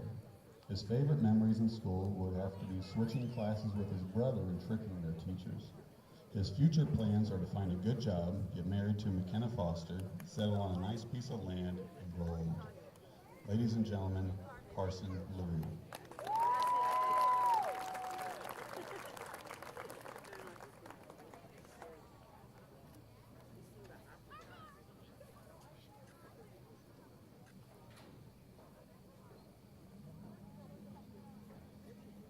Next is Jackson LaRue, the son of Brian and Sam LaRue, and wears number 20.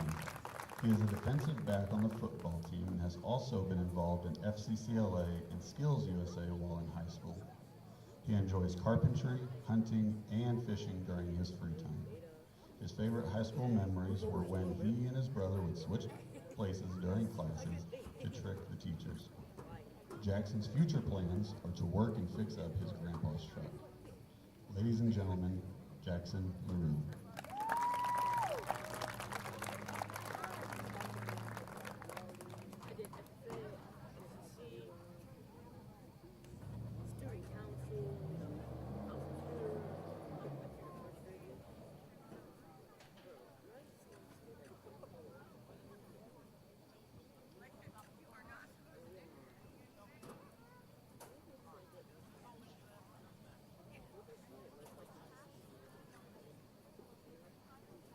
Next, we have number 7, Lorenzo Rios. Lorenzo is the son of Ray Rios and Sonia Fortin. He is the running back and safety on the football team and also enjoys hanging out with friends, eating at Crave, going to the gym, playing sports, and helps take care of everyone's lawn. His best memory while in high school was when he, Trace, Buff, Sap, Sean, and Hunter went to the Bluff and had a great family dinner at B-Dubs. He especially remembers Buff looking extra good in his blue hair. His future plans are to find a good job or career he enjoys and make a lot of money. Ladies and gentlemen, Lorenzo Rios.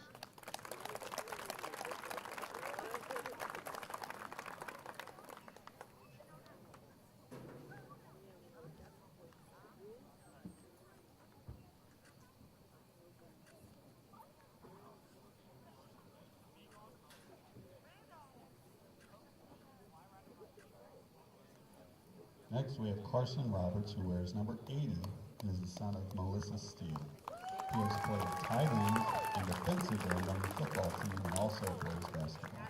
While in high school, he has been involved in FCA, Pep Club, FFA, Student Council, Beta Club, and served as a junior officer. He enjoys hanging out with friends and family and serving in his church. His favorite memory while at DHS was being a part of the football team's first win during his freshman year. His future plans include going to college and getting a business degree, getting married, and starting a family. Please welcome Carson Roberts.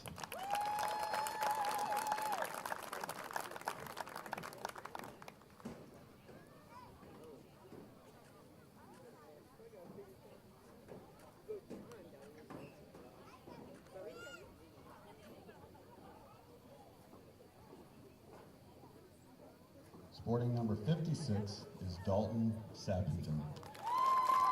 He is the son of Valerie Bader and the late Tommy Sappington Jr. He is a right tackle on the football team and enjoys hunting, playing the guitar, and hanging out with friends and family. His favorite memory while at DHS was watching Nolan and Alonso dunk water on Coach after their first varsity win. His future plans are to go to a trade school to become a welder. Ladies and gentlemen, Dalton Sappington.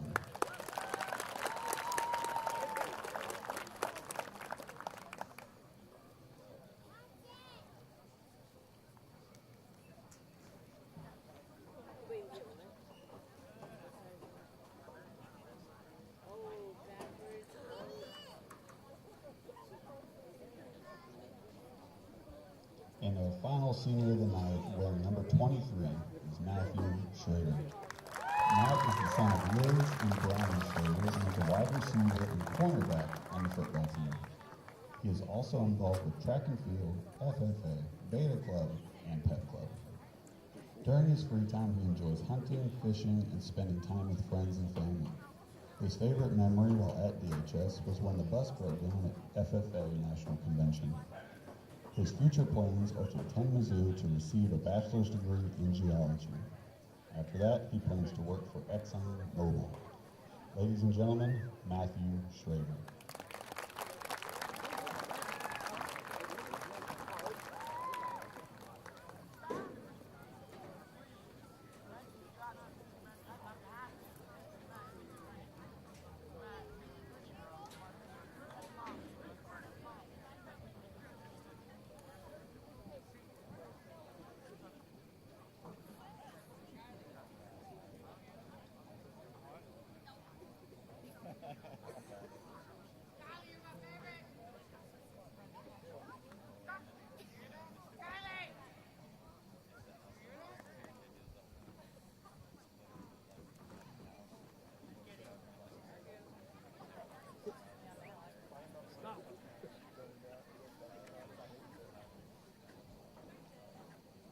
At this time, the players have asked that all coaches, including Coach Randolph and Coach Gary Pennington, meet at the middle of the field.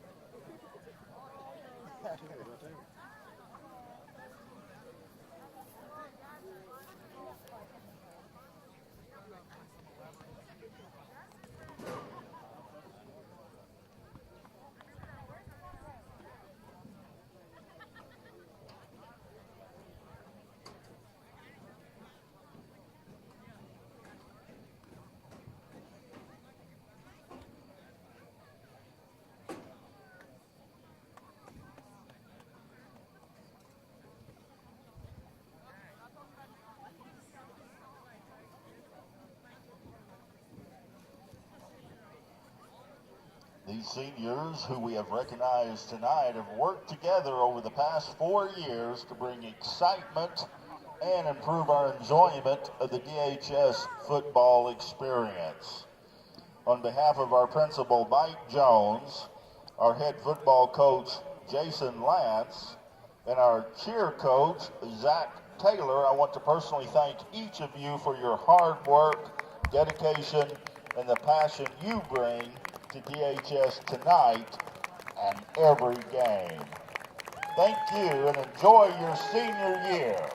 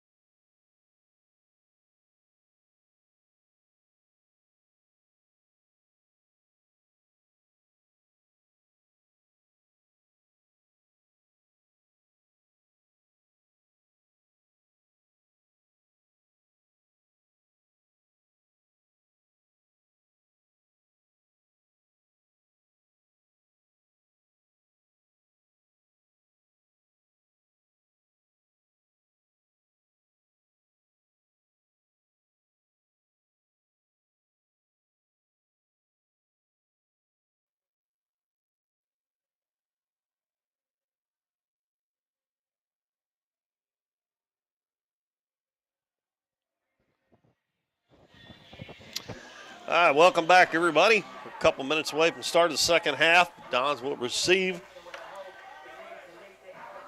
the kickoff here in the second half. They trail 54-0. Scott City has scored 8 touchdowns. They've had 8 possessions and scored 8 touchdowns. They have pretty much what you would call unstoppable in this game. Let's see if the Dons can get anything done here in the second half. I don't know the last game we had with a big lead like this. They had their clock running in the whole second half instead of just the fourth quarter. Don't know if they're going to do that tonight here, but we'll find out quickly when the game starts here in the second half.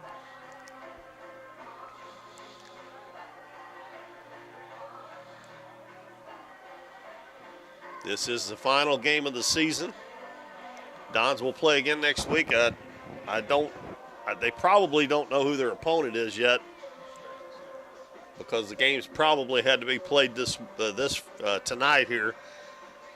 As I mentioned earlier, they will play out west against teams like Mountain View, Liberty, Willow Springs, Mountain Grove, I think, Houston, Ava, all teams that they have not played this year. Now for Scott City, I think they're in a district where they have played several of the teams that will be in their district.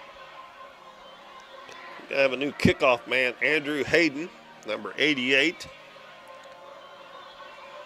Because I'm sure Coach Jim May started to put some substitutes in there that last possession. They scored a touchdown with their substitutes in there the last time they had the ball. And we're just waiting on the clock to tick down to 0. We got about 13 seconds left, and then we'll have the kick.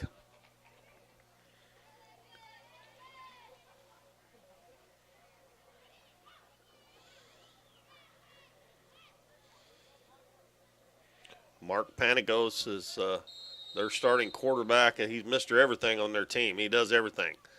And the kick is going to be short. It's going to bounce. And the ball's loose. And luckily the Dons dove on it. And it almost looked like that, see what number is that for the Dons? Logan Price, it looked like he tried to knock that ball back in from going out of bounds. That is a live ball. If it goes past 10 yards, if the kicking team gets it, it's their ball. And Price just about messed up there. Well, the Dons will start at the 28-yard line. And it looks like Chris Black is back out there. He went off, didn't play the last possession. The Dons had the ball. This possession 4, he went off, got dinged up a little bit. It looked like it was his right shoulder, but he's back in there to start the second half. Pitch back to Luke Emmons over the right side. And he is going to be drugged down there. Nice play by number 17, Arion Patterson. And I think he probably lost yards on that. I'm going to mark it back at the 26. He lost a couple of yards on that. Actually, it's 25, so he lost 3 yards. So it'll be 2nd and 13. That's going to bring a 2nd and 13 for Doniphan. And it does look like Scott City has a bunch of their second stringers in there. But Patterson made a nice play there on Luke Emmons. Black in the shotgun. Fades back. He's got a screen pass in the middle, and he overshoots the man. Rios was wide open. They let the idea behind the screen pass is to let the defensive line come to the quarterback, and you'll have about 4 guys up the field by the quarterback, and then usually hit a running back. And Black had to jump up and throw a jump pass, and he overshot Rios. So it'll be 3rd down. And the clock is running. That was an incomplete pass, and the clock usually stops, so the clock is running.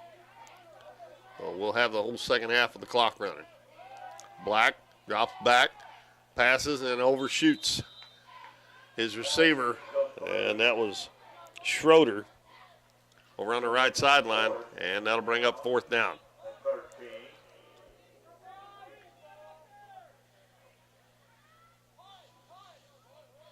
And the Dons will punt it away.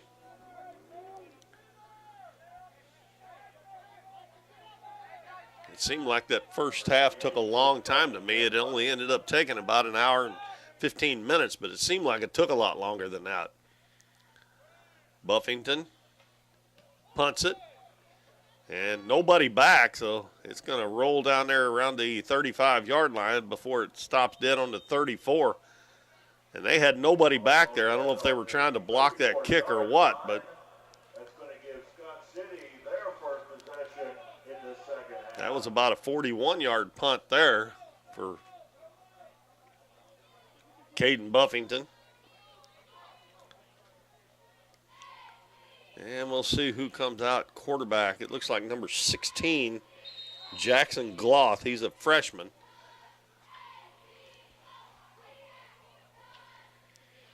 And they'll have Lawson Graff in the backfield. 8:20 to go, third quarter. And he fakes the pitch out. It's going to keep it himself.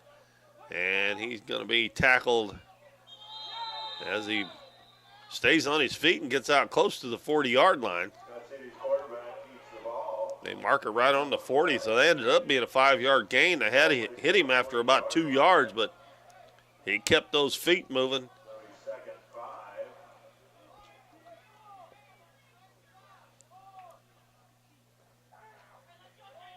Second down and 5, ball at the 40-yard line.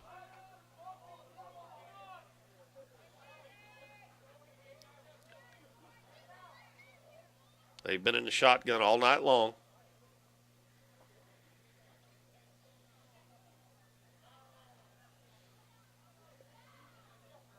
Snap back, fakes the handoff, going to keep it himself again. He's going to get a first down, or maybe. It's pretty close. And they marked the ball behind the 45-yard line, and the sticks were on the other side of the 45-yard line, but they give them the first down anyway. That's going to bring up first and 10.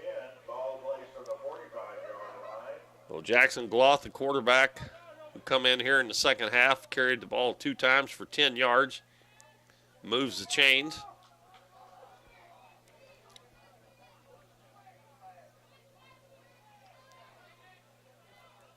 Don's defense has struggled tonight mightily to stop this high-powered offense.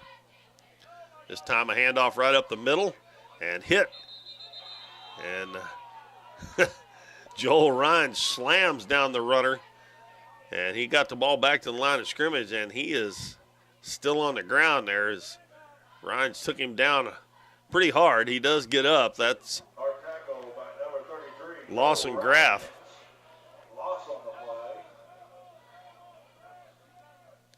play. And Graff's going to check out. Now we got number 2, Lane Holder, coming in. Second down and 10. But when that clock's running, we've already played half the third quarter. A lot different than the first half. Of course, I'd rather have a lot closer game here and Don still be in it, but handoff up the middle. Now he cuts it out to the outside, and the Dons are going to bring him down for a loss. That was, I believe that was Rustin Underwood. I believe that was number 24. Coach Mays going deep into his bench here in this third quarter. That was a 2-yard loss. And it'll be third down and about 12.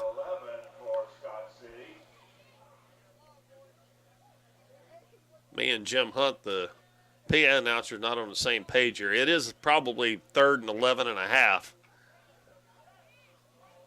They got to get to the Dons 45-yard line for a first down, and it's on about the 44.5-yard line of the Rams. That back, pitch out, and the runner cuts it back into the middle, and he's going to get up to the 49-yard line. And he'll be short of the first down. And that was number 40.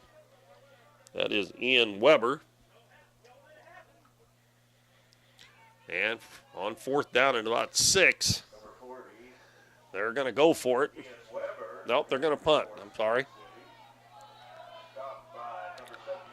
And looks like number 18, Dallin Littapage. Not sure I'm saying that right, but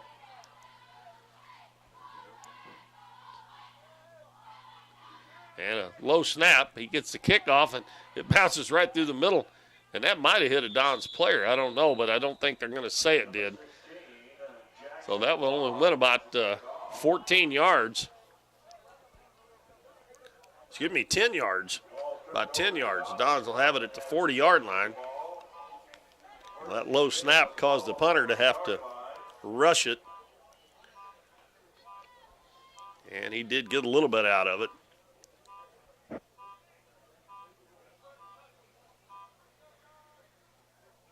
And for some reason or another, they moved the ball up to the 45-yard line.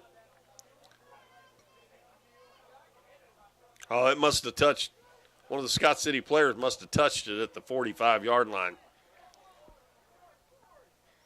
I thought maybe it was the Dons player who touched it. Well, the Dons have 4 wide receivers out. Boy, you don't see that very often. 3 over to this left side and 1 up to the right side. And they'll have a 1st and 10 at the 45-yard line, their own 45. Black in the shotgun. Passes it out. Screen pass. Ball caught. Schroeder is going to get down the sideline. Down to 30. And he's going to be inside the 30. Boy, he just one more block, and he could have took it all the way. But a nice little screen pass there as the Dons get it from the 45 down to the 29-yard line. About a 26-yard pickup on that play. Wide receivers out in front did a good job blocking that time for Schroeder. So the deepest penetration of the ball game for the Dons is at the Scott City 29-yard line. Black's going to stay in the shotgun. Ryan's behind him. And Black throws it out, and number 24 was all over him.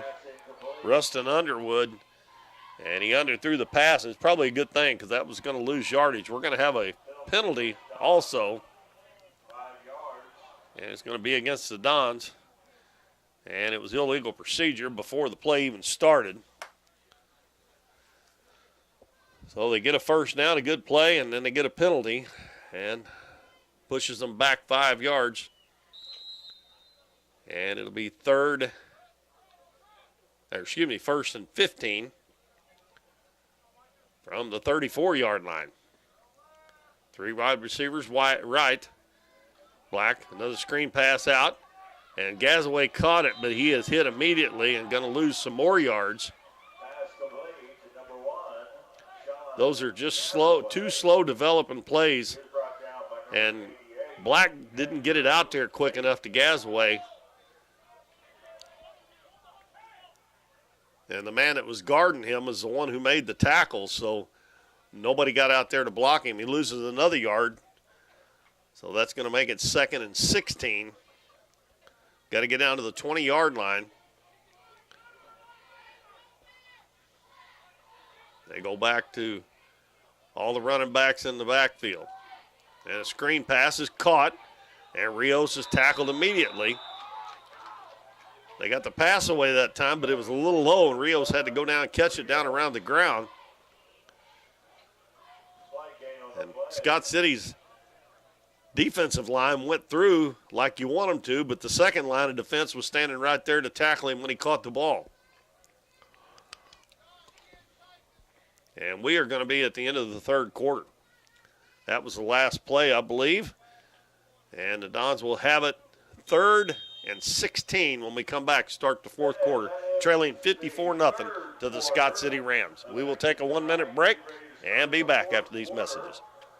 At Mathis Timber, our goal is to provide our landowners with the greatest possible financial return on their timber lands, while not damaging young timber or leaving your property in a mess. We have served Ripley County and the surrounding areas since 1939. We will buy your timber on lump sum total or percentage. We have several references upon request. Contact Craig Mathis at 573-429-0996 and see how Mathis Timber can assist you with all your timber harvesting needs. We're for road trips. We're for hitting up Arthur Bryant's for lunch and making it to Lambert's for dinner. We're for drop tops, T-tops, classics, cruisers, steel horses, and real horses. Have you ever hit a deer? Yep, we're for you too. We're for getting stuck in traffic and 6-lane freeways that aren't so free. We're for Missouri license plates. No, medals of pride. Like us, no two roads are alike, but we're all connected. We are Missouri Farm Bureau Insurance, and if you're a Missouri driver, we're for you. I am Doug Green, your Missouri Farm Bureau Insurance Agent, and if you're in Ripley County, I've got you covered. Dons have it 3rd and 16 to start the fourth quarter. Black's going to roll out to the right. Passes it down, trying to hit Rios, and way overshoots him out of bounds. And we'll see if the Dons go for it here. They got 16 yards to go for a first down. First time they've been in Ram territory in the whole game. We've had a running clock since halftime, and we've got 11 and a half minutes left in the game. Neither team scored in that third quarter. The Dons had the ball twice, and Scott City once. But with that running clock, it doesn't take long. Even with incomplete passes, they are going to go for it. They got to get down to the 20-yard line for first down. Ball's at the 36. And it's a screen pass, and it's underthrown. And that would not have got the first down even if they had have completed it. So the Dons turn it over on downs.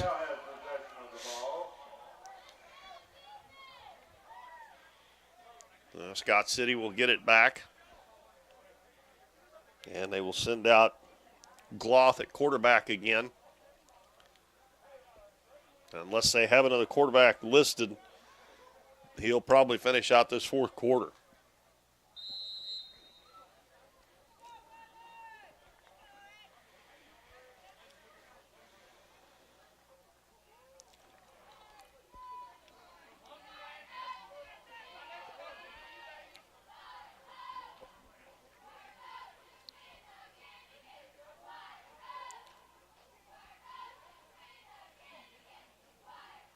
Gloss is going to roll out to the left side. He's going to keep it himself and get up to the 46, and he gets hammered.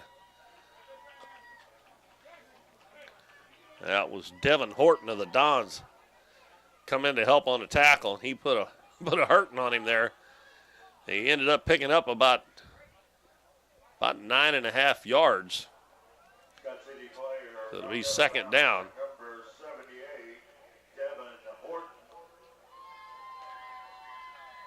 Second down and 1. That was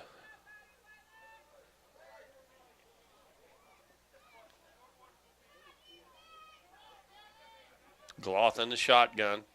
They have not run one play under center all night. And you see a lot of high school teams do that anymore. Even if they don't pass a lot, they do it. Handoff up the middle, and it's going to be a first down as Rustin Underwood picks it up. That'll move the chains. He only got about a yard, but he only needed about a half a yard for a first down.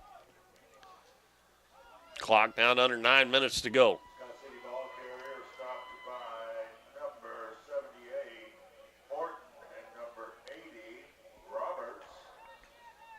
Ball at the 47-yard line of Scott City.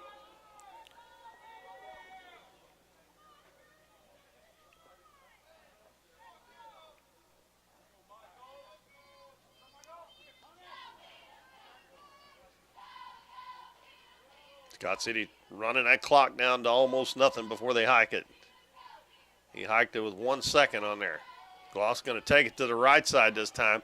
He gets some yardage here, but there's going to be probably a hold, I would think. The referee from behind the plate threw a flag.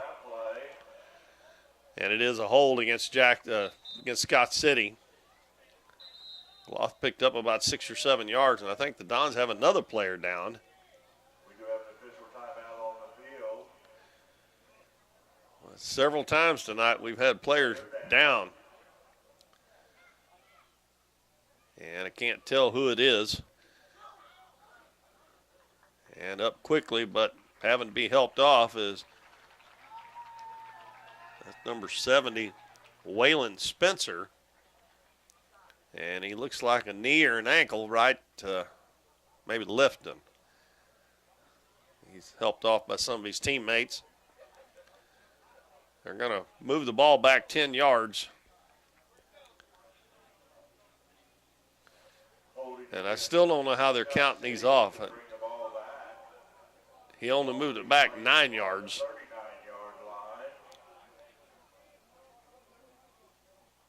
I know in college or in the pros, if you have a holding penalty, it's from the line of scrimmage.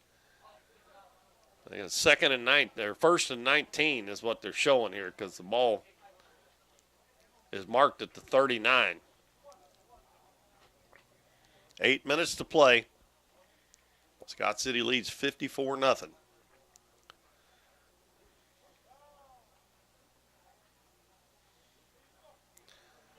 And it should have been a penalty there. They didn't call it, and they're going to get several yards back.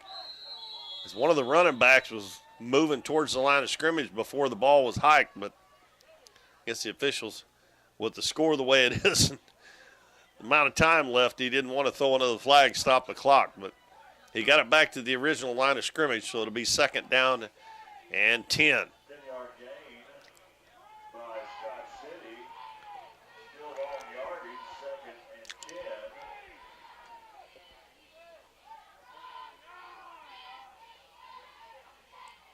Scott City running a lot of players in and out here in the second half, getting pretty much everybody in the game.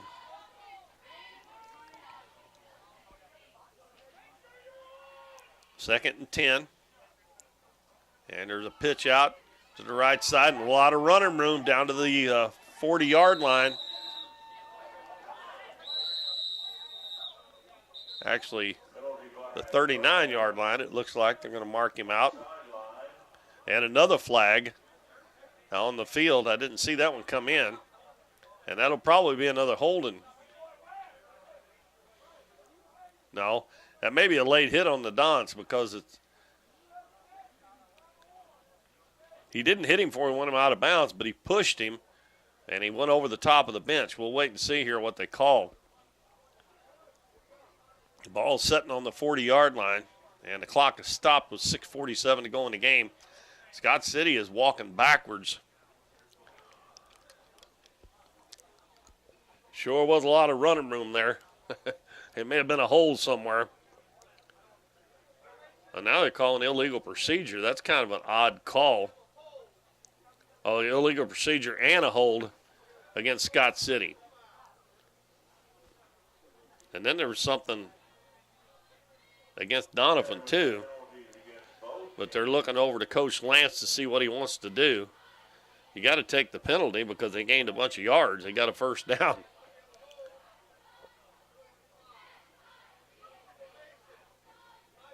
Okay, the hold is declined because that would have been after the play.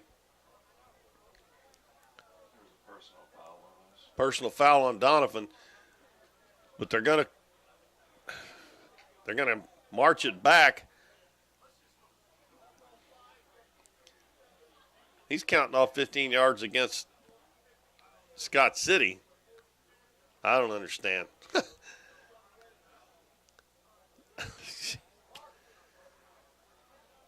He counted back from the 40 all the way to the 40, which is 20 yards. Oh, my gosh. I'm confused. Sorry, folks. I don't understand that one. I know there's penalties on both teams, but the ball was on the 40-yard line, and he marched it all the way back to the 20 against Scott City, which a hold and an illegal procedure is only 15 yards, even if you add them together, but I've never seen them add penalties together. Anyway, they've got the ball on the 43-yard line, and they look like they're only about a half a yard from getting the first down.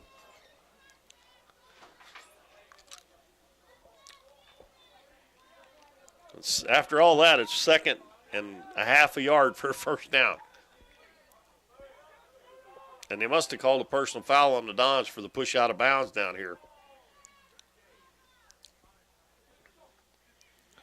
Gloth is going to run it to the right side, and he's hitting the backfield, but he gets away. Now he gets to the outside, and he's going to get inside the 40, down around the 35-yard line before he goes out.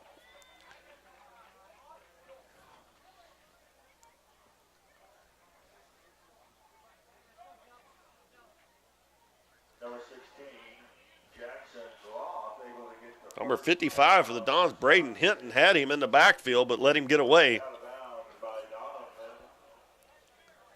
And they get the ball down to they mark it at the 36. Another first down. That's 36 of the Dons. Dons trying to keep them from adding any more points to that total, which is 54-0 right now.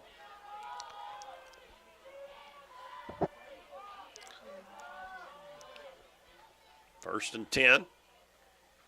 Handoff, and we got a flag down. And another big gain.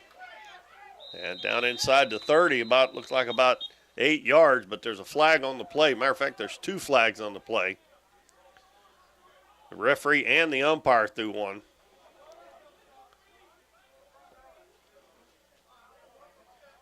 It's an illegal shift against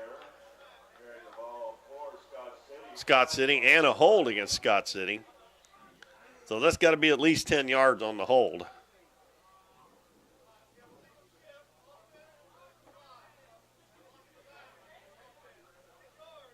That'll move the ball back to the 46.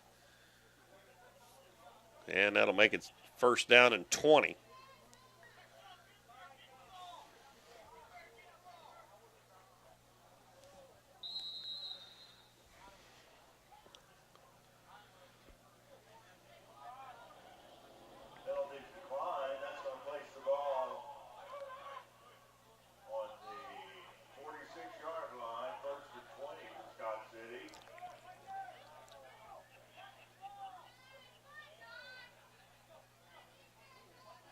Roth going to hold it, take it himself, out to the right side.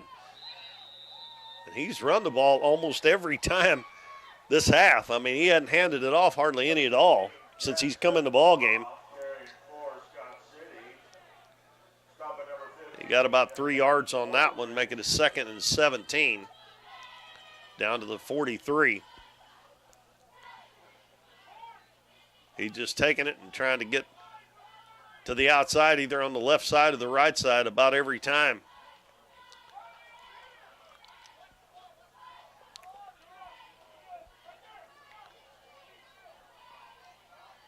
Four minutes, 10 seconds left in the game. This is the final game of the season for the Dons, other than the district tournament coming up next week. And the ball's fumbled, and Gloth falls on it, and that's going to lose back to the 46. And bring up a 3rd and 20. He just dropped that one. Wasn't a bad snap. He just dropped it. Another loss on the play. That's going to bring up 3rd and 20.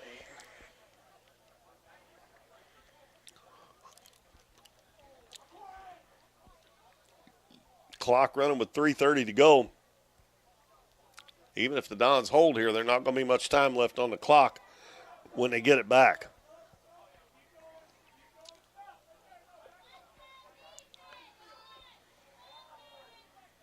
Third down, 20. He pitches it out and down to the 40 and just inside the 40-yard line. That'll get him about 6 or 7 yards, but that will be well short of the first down. That was Ian Weber. And with 2:53 to go, if they can hold them here, they'll get the ball back with about 2 minutes to go. That's going to bring up 4th down for Scott City. 4th and about 13. The play clock is running here, and they're still in the huddle.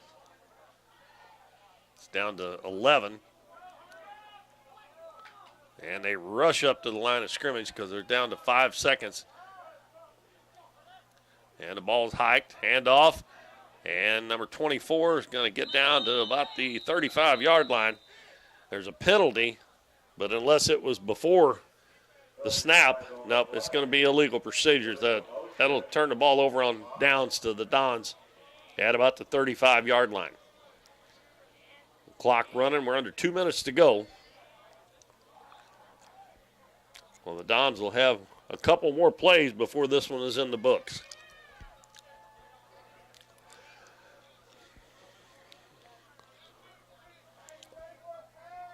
And they're going to send Madden Woolridge back in at quarterback.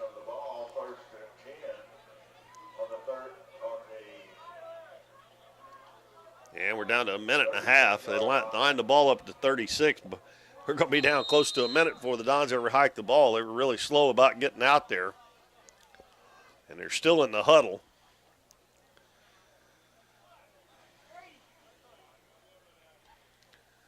Well, they'll be lucky to get to run 2 plays here.